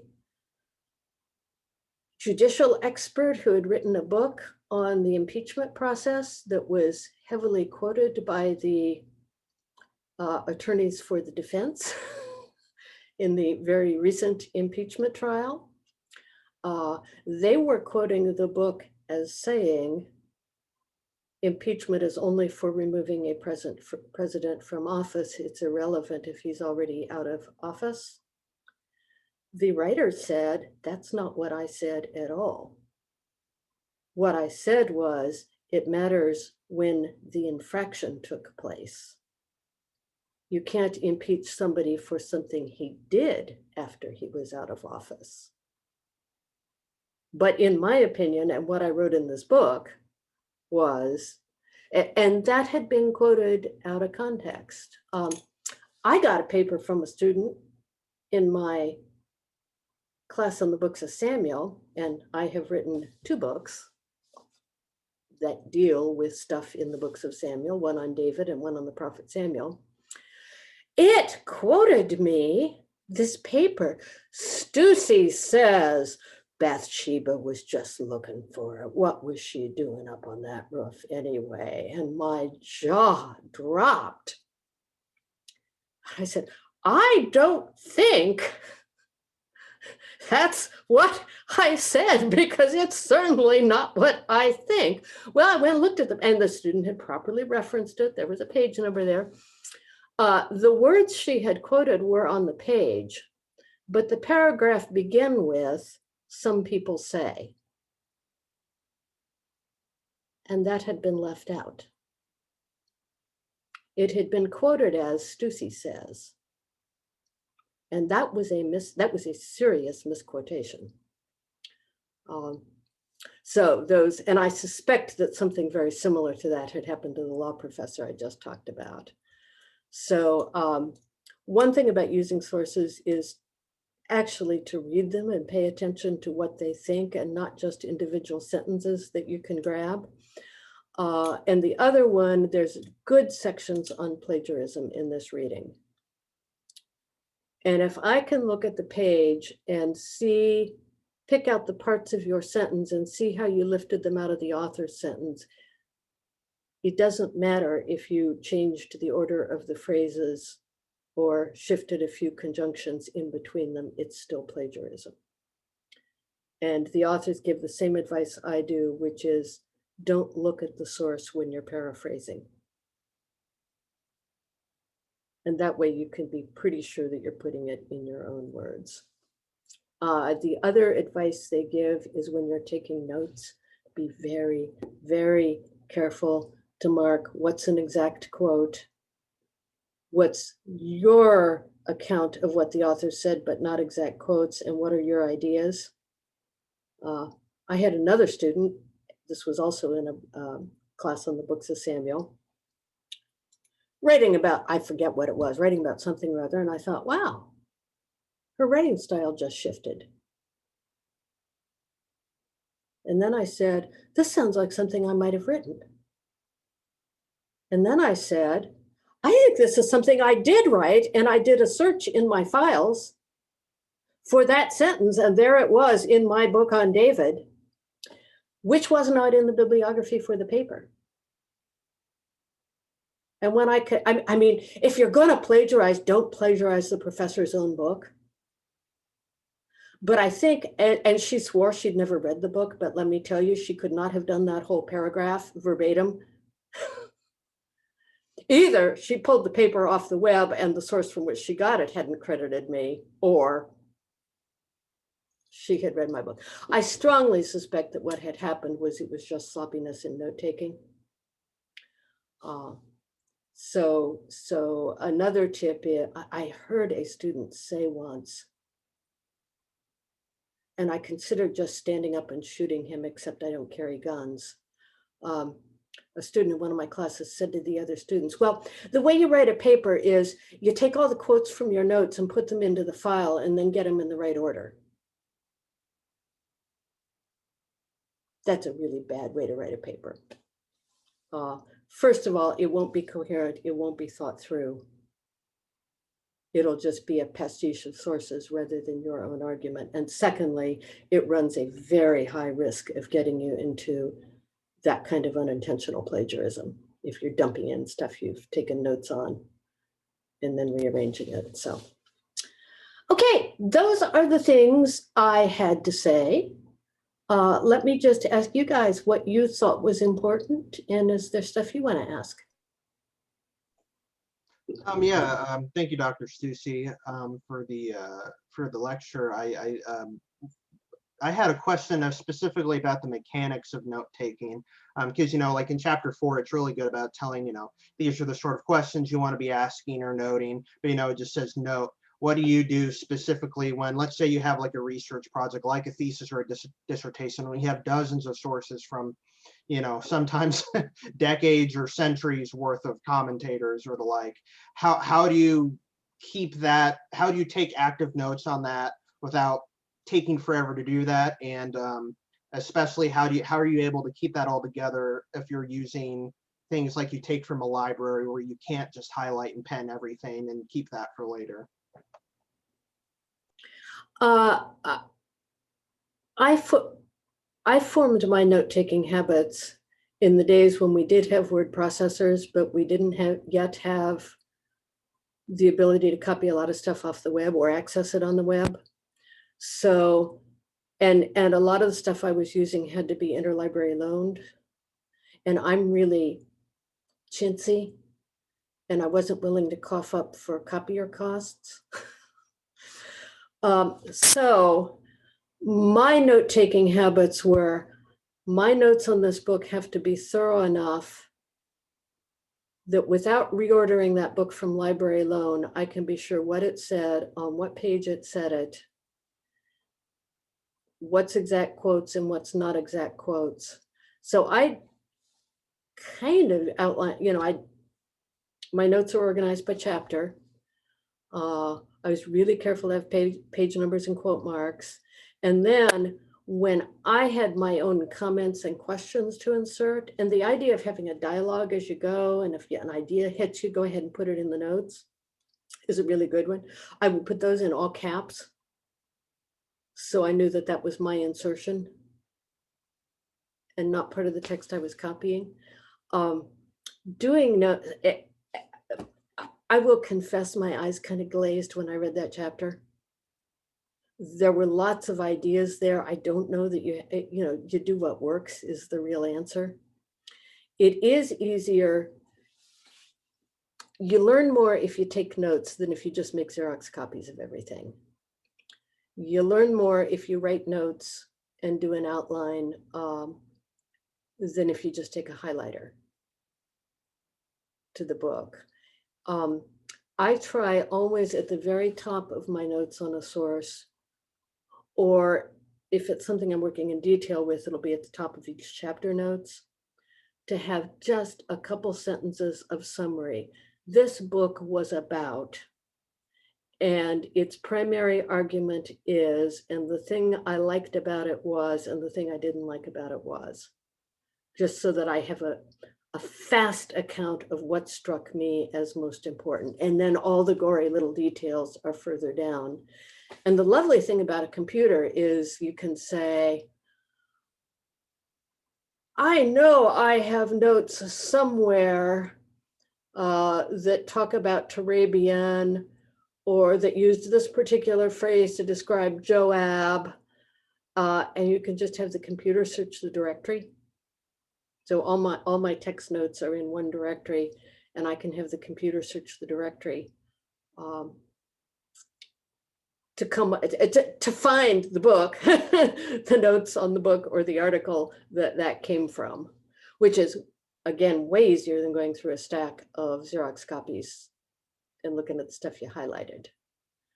So I am big on taking your own notes. I don't necessarily follow exactly the procedure they talk about, but the idea of being sure you know what stuff is there and being sure you differentiate between your reactions and what the author said, I would say are the important parts. Does that answer the question?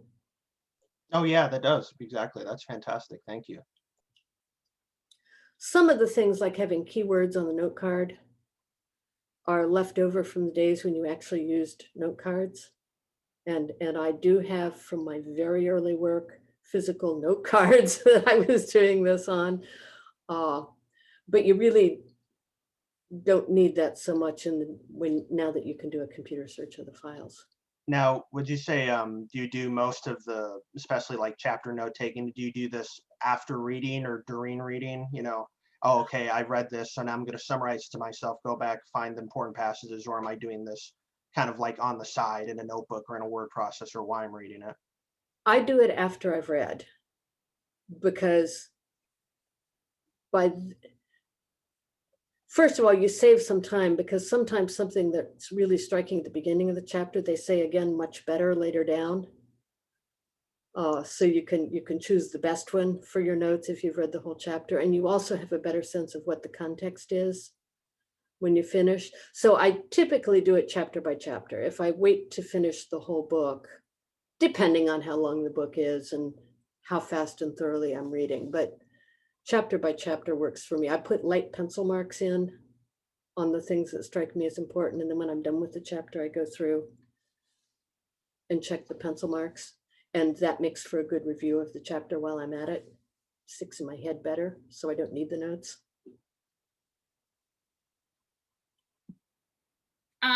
I'm curious about storyboards she talks about, and I just wasn't able to imagine what she meant. Well, if I'd ever done one, I could tell you. Again, now, I do something that probably is a lot like a storyboard. Actually, there are two versions of it. One year when I was teaching this book and working on a book of my own, I wrote down, I had a pad, actually I've got one right here, you know, sort of a small size notepad that was sticky like Post-it notes on each page. So I wrote down the kind of major topics I knew I was going to cover and my thoughts about them on different pages, and then took them out and got down on my hands and knees on the floor, or maybe I put them on a door, I don't remember, and tried arranging them different ways to see what made the most sense.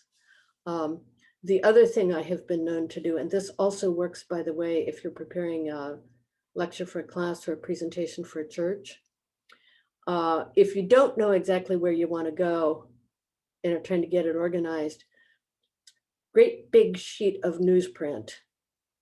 And again, I just plop it down on the floor and get down with a box of colored markers and write down the different things that relate to the topic I have, and then start drawing circles and connections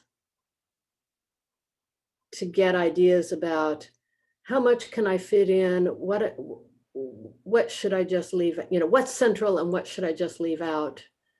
And so when I'm planning a retreat or something like that, that works really well. So I think that's kind of some of what the writers are getting at with the storyboarding. So I use, oh, you can't see it, can you? Here, how do I do this? Nope, that's not it. I use a whiteboard, which I love, with the different colors of markers. And I can, I do that actually when I'm creating class or doing anything. And so then I've got circles and squares or different colors I can put in. And I find it, I like colors. So, I mean, I used to, when I was in graduate school, I used to have different colored highlighters for different issues. Helene is just that much younger than I am that they had invented whiteboards, and so she didn't use newsprint. Yeah, that's a great idea. That is an absolute great idea. And by the way, those of you who've taken Bible classes from me know I recommend you do the same thing when you're studying a Bible passage. Print it out as big. So I kept, when I took my office down, a scroll of the book of Ecclesiastes in parallel Hebrew and English.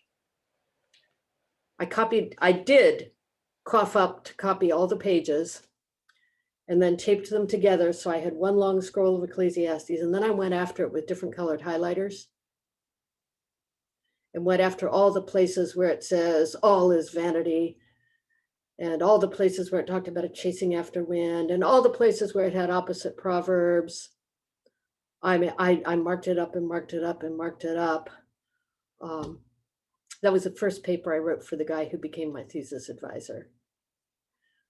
And he called me into his office and said, "You are either the most brilliant student I've ever worked with, or this is total bullshit." And he said, I decided to give you the benefit of the doubt. as I wrote the paper about the structure I had discerned with this room length scroll and all the different colors on it, because figuring out the structure of Ecclesiastes is a real, but you know, you can see stuff working with a Bible story if you take it and mark it up in different colors that you didn't see before. Yeah, for me, I think you can do that with other things too, because the different colors are, it's just the way my brain works. But you know, we're both Virgos, so maybe that's part of it. But it helped. I started doing it actually when I was trying to understand Whitehead the first time I was reading him. I storyboard everything in my life. Actually, there's Post-it notes all over my desk, and the camera is just narrow enough that it only gets the clean part of the room. But one of the things that, one of the dangers of the way that I do storyboarding actually led me to one of my most academically traumatic moments of all of my school in the Job class. And it turned out to be a great learning experience, but it did stifle me for a little while, where exploration, and you were very gracious in that you honored the fact that I explored well, even though it kind of took me off of the deep end. And that leads to my question is how do you, we talked about narrowing the question and keeping the question small enough. And we talked about reframing the question to fit where you go. But exploration and contemplation in general is an open-ended process. And I'm really finding a difficult time balancing the active versus the contemplative aspects of academia. So I don't know how, in a research thesis-minded space. Okay, so to get on another one of my hobby horses, if you're doing creative scholarship, the nature of creativity is that at least 90% of what you do will be wrong. So part well, of I got that part right in the Job project. Well, yeah. I mean, the only way you can find out, first of all, you have to quit insisting that every idea be fully developed and totally plausible when it first presents itself to you. And if something catches your attention, you go ahead and say, I may be chasing a mirage, you know, but I thought I saw something I need to find out. And just accept that's part of the process, is you're going to go down dead ends and try stuff and this is where the going back and forth between the associative and the analytic. You got to be open to the associative and the mirage. I thought I saw something, and the only way to find out is chase it. But then you also got to have enough analytic honesty to say, you know, there ain't no rabbit down there. That was just a trick of the light. And that's why it takes a long time to do this stuff. You can't, I don't know any way to do a straight line button down kind of thing where all the things I try. My husband's a biophysicist, and it's just as true in his field. He spends a whole lot of times with ideas, most of which don't pan out, but the only way to find out is try. And I mean, there was a great experience because I didn't know it didn't work until I presented it and then turned around and looked at the class and it was flat. And but like you said, yeah, how do you where's the measure? I mean, and you just named the other part of the answer, which is consultation. Okay. And I really appreciated, I don't think it was in, I didn't remember it from previous editions of Tribune. The discussion about the different standards at different levels for how much help it is okay to get. But that was a very honest and good discussion. And my summary of it would be, and I was reading very fast this afternoon as I reviewed the book, sort of the lower the level you're at, the more teachers expect independent work. So in grade school, you know, you're not supposed to talk to the kid in the next, unless the teacher has said, talk to the kid in the next desk. You're not supposed to consult with them. But nobody at the level of professionally writing, after you're a tenured academic and you're professionally writing a book, would dream of submitting the book without having it read by other people and critiqued and getting feedback. So the best way is to run it by other people. And that's why the proposals for those projects asked a question about how you're going to evaluate what you're doing. That's good. Yeah, I like that. Yeah, thank you, Marty. And thanks for raising that question. It reminds me of a conversation via letter writing between Josiah Royce, two 19th century folks, 19th, 20th century, and William James. And Josiah Royce was in the San Joaquin Valley back in the day when there weren't many people there, who was educated by his mother, wrote to William James and said, I've got all kinds of ideas and stuff, but I have no idea if any of them are right because there's nobody to talk to about it. Can I come visit you? Yeah, exactly. I think part of this process that we get to go through is identifying the right conversation partners. Not just peer reviewed, but the right peers, both from a critical as well as a comraditative perspective. That wasn't the word, but you know what you mean. Yeah. When I was writing my first novel, I would give pieces of it to my husband to read, and I would say, I really need honest feedback. And sometimes I would lock myself in the bathroom and cry after I got the honest feedback. But I mean, I really need it. That novel got published. First novels usually don't. In fact, it even got a couple of awards. And that was due to the fact that I had readers, you know, I said, just read it with a pencil in your hand. And if you got questions or comments or reactions, you know, stick them in the margins so I can look at them and figure out what to do. He didn't need to tell me how I should fix it. I think I would have pushed back, but just tell me how you're responding. Tell me what the questions are.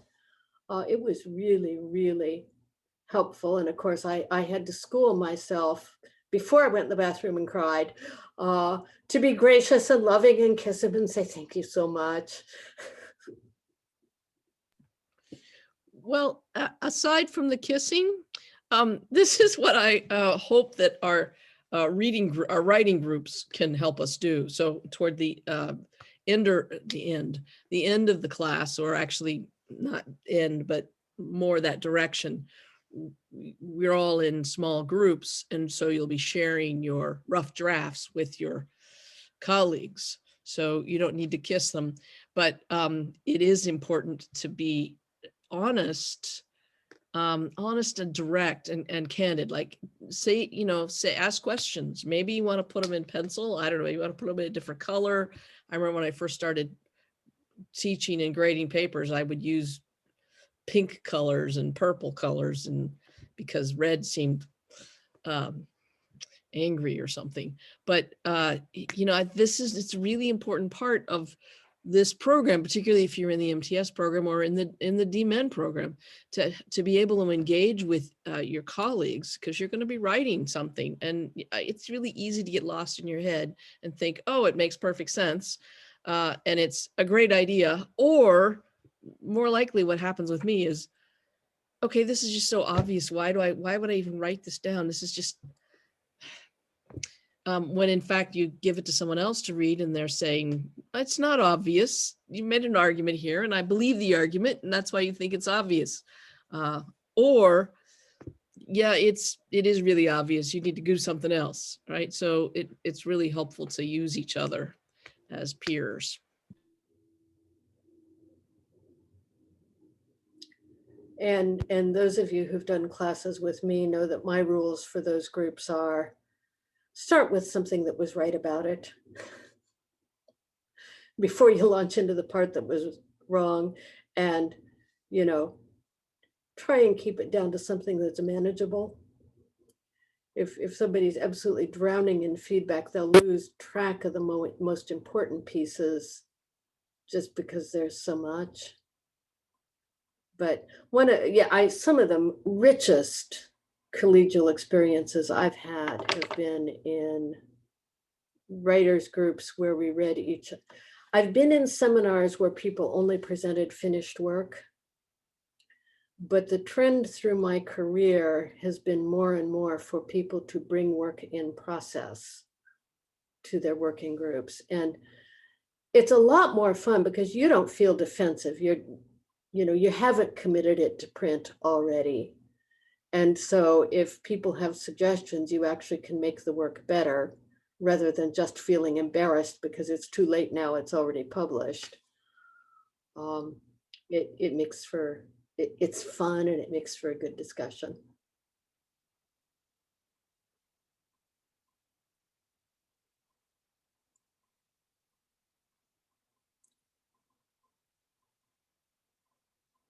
I did just glance at my notes and saw one other thing I had noted in the book. Well, actually two things in chapter 5. One of them, there's a warning against using vague words like important. I have had occasion to deal with professional consultants as some of the organizations I'm working with go online for their big meetings. And let me tell you, when somebody says, can I schedule a meeting with you to talk about your deliverables? They go down 3 notches in my estimate. I mean, that kind of jargon just drives me crazy. But in fact, and you find it all the time in mission statements and stuff like that. Quality,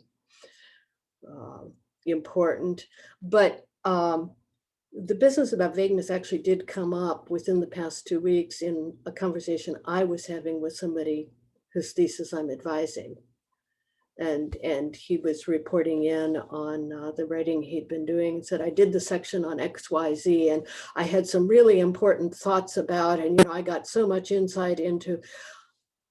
And finally I stopped him and I said, you're only telling me your topic. You're telling me you wrote about XYZ and you're asserting that you had important insights, but what I need to hear is what the insights were. Not that they were important. And that was fine. We got back on track, but I knew that I had the session coming up, and I thought, well, it happens in real life. You want to actually I had a wonderful writing teacher in junior high, whose motto was be specific, and it's a good motto. The other thing that gets talked about in chapter 5 in section 4.4 is warrants. And yes, yeah, I see Helene nodding because that's what probably was going on when you were talking about having something that you thought was totally obvious. And usually what's happening there is there's a connection, if you've got X, that means Y. And if you read it, and so what you say is X, then Y. But if your reader either doesn't know about the connection between X and Y or doesn't agree with it, and the example in the book had something to do with wearing hats when it's 0 degrees out, they'll be just lost. And it happens in church talk a fair bit because there are, it used to come up in Psalms class all the time. We would have Psalms in which the psalmist said, turn away your anger from me. And students would say, this is a penitential psalm. And I'd say, I don't see anywhere in the psalm where the psalmist says, I sinned. Why are you calling it a penitential psalm? Well, they assume First of all, that if the psalmist thought God was angry, then God really was angry, and that if God was angry, it must mean you've done something wrong. So they could back calculate from the statement, don't be angry with me, to I'm a terrible sinner. In fact, I think the psalmist thought that sometimes God arbitrarily, for reasons the humans didn't understand, and which might not even be fair, God would get ticked at somebody. And in fact, in a few psalms, they will say, I haven't done anything, quit being mad at me. That's not a penitential psalm, even though it says quit being mad at me. But it's an example of how we bring a warrant. That's one of our beliefs about how things go, and process the evidence based on that. And the students were quite surprised when I pushed back and said, yeah, the psalmist does say quit being angry at me, but you've made a leap in going from there to saying this is penitential psalm. So just as an example of how a hidden warrant will come in. And it generally takes running into somebody who doesn't share the warrant to realize you're doing that, which is one of the places where having a test audience look at your stuff can help you. Is that a similar conflict of confusing causation and correlation? I mean, would that be the same same flaw in logic? Yeah, it would be, yes. Okay. It's actually assuming there must be a certain kind of causation. Okay.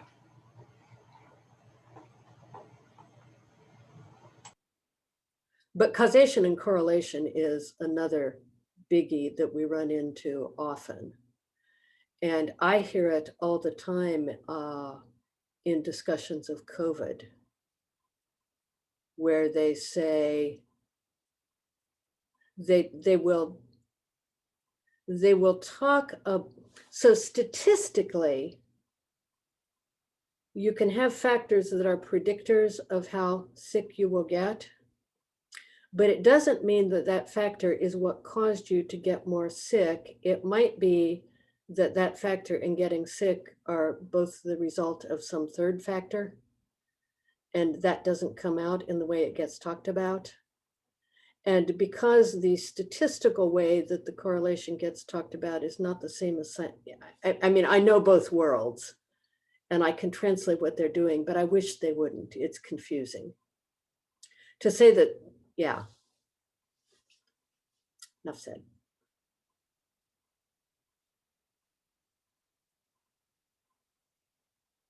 Well, I think it's important to highlight that because I think a lot of times people often make that mistake, thinking correlation means causation.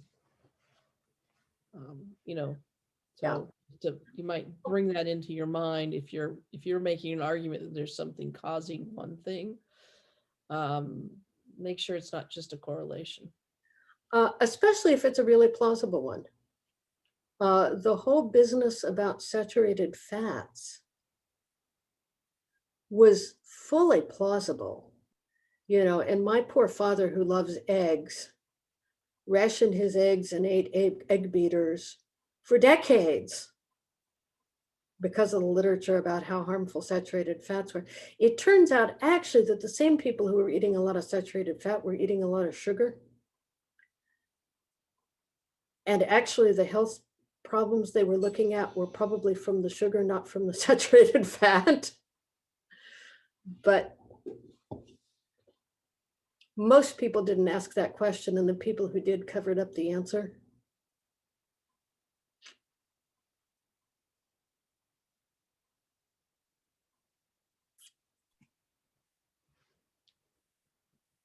Thank you, Marty. I think it's really important to keep those warrants, keep your eyes out for the warrants.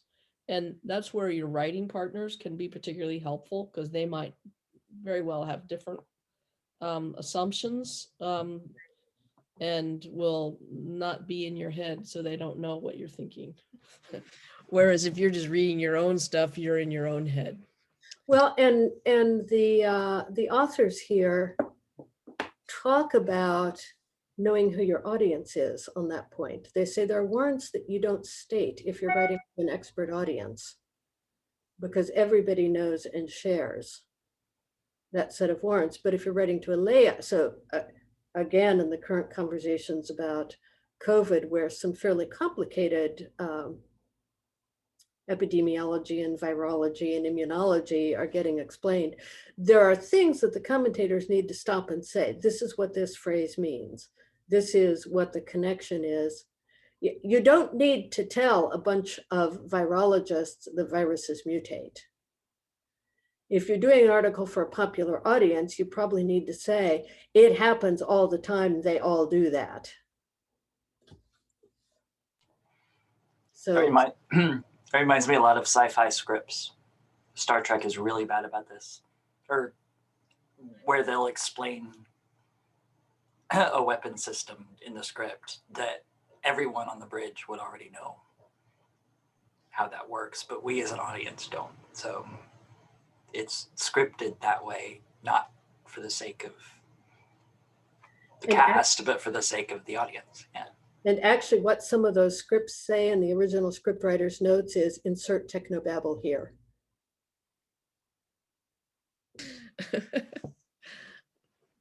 Yes. Yeah, I noticed that a lot in Star Trek too.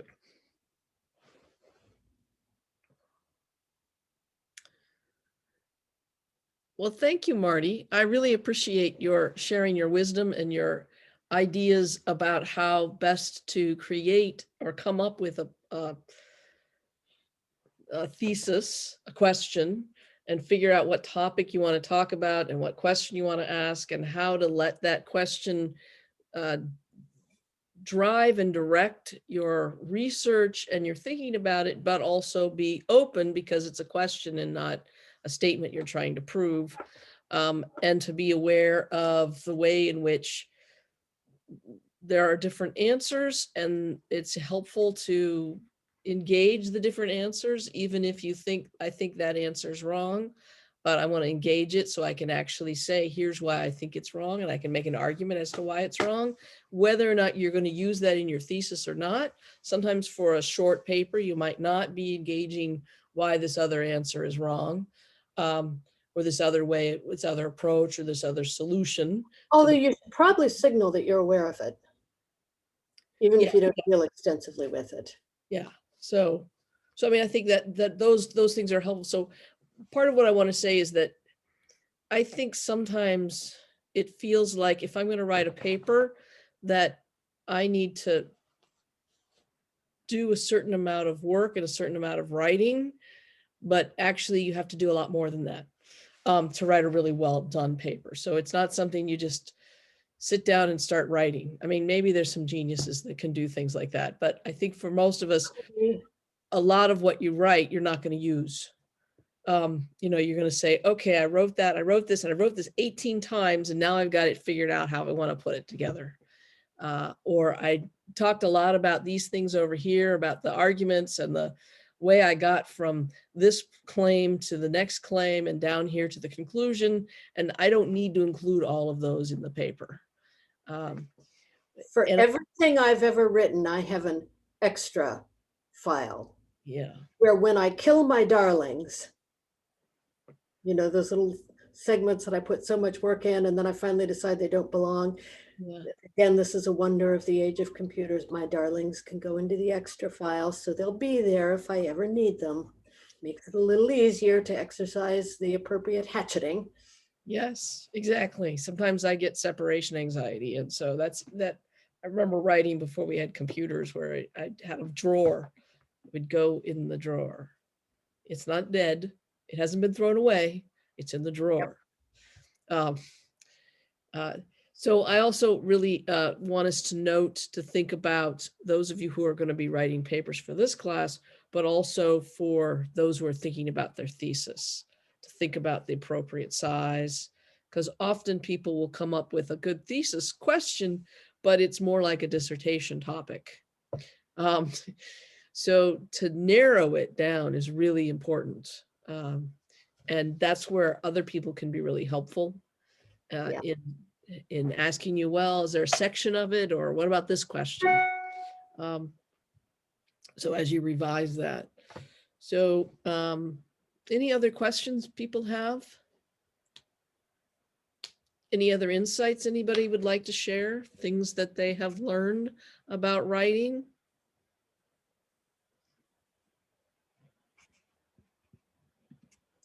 I have not been following the chat during the conversation, but I took a second just now to chat it, to scan it, and there's some great comments there.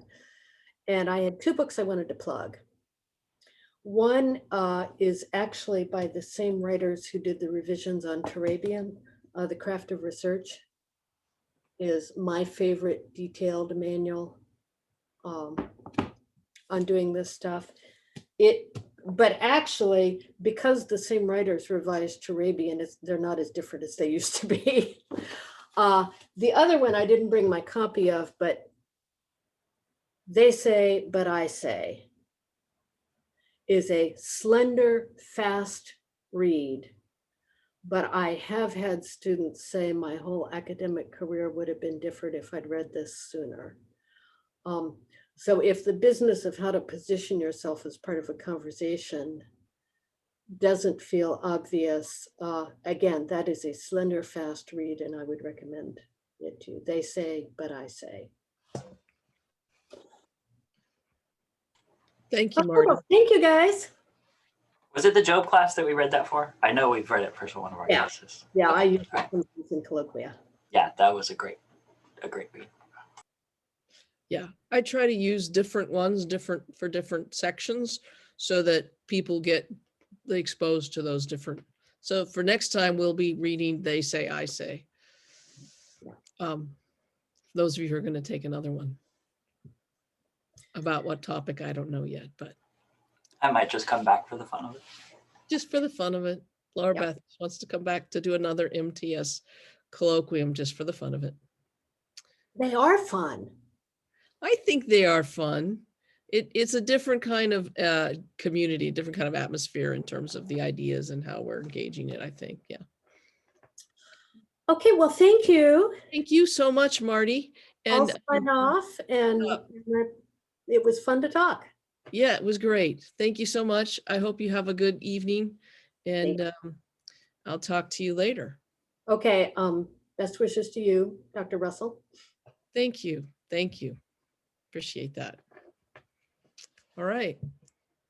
Anybody have anything else that they'd like to ask or say before we go into our break? By break, I mean spring break. So Dr. Russell, just to clarify what's due. So today you want us to submit some questions from the book? Yes, did you write some of those questions? No, sorry, I thought I had interpreted it as just like for class discussion. Yeah. So, oh yeah, if you have questions that you haven't addressed, you can post those. What I'd really like you to do, I'm sorry. Where did everybody go? Okay, there we are.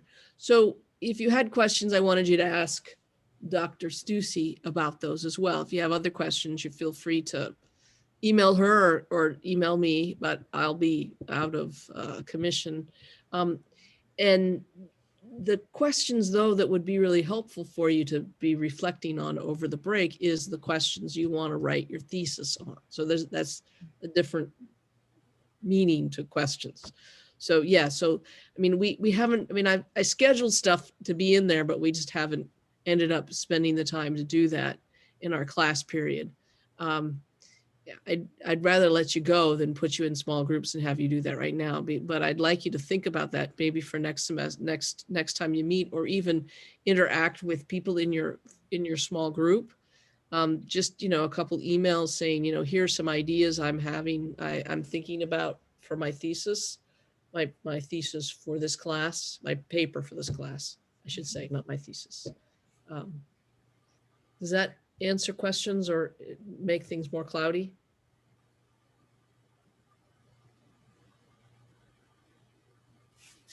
I think that's sufficient. Thank you. Okay, okay, yeah. So I think that would be helpful because I'd really like you to start getting, I think it would be helpful for you to start getting some of the research, figuring out what questions what you want to do your paper on. And I encourage you to engage with others about that. All right. Okay, well, I hope you all have a great break. Is anybody taking classes in this over the break, or do you all have a break? You all have a break, or at least a break from school? You might still be seeing clients and teaching chemistry, but and checking out library books. Yes. And Elliot, I don't remember what you do for fun these days without brewing theology. Yeah, but I'm sure it's something. All right. Well, thank you all very much. We'll see you in a couple of weeks.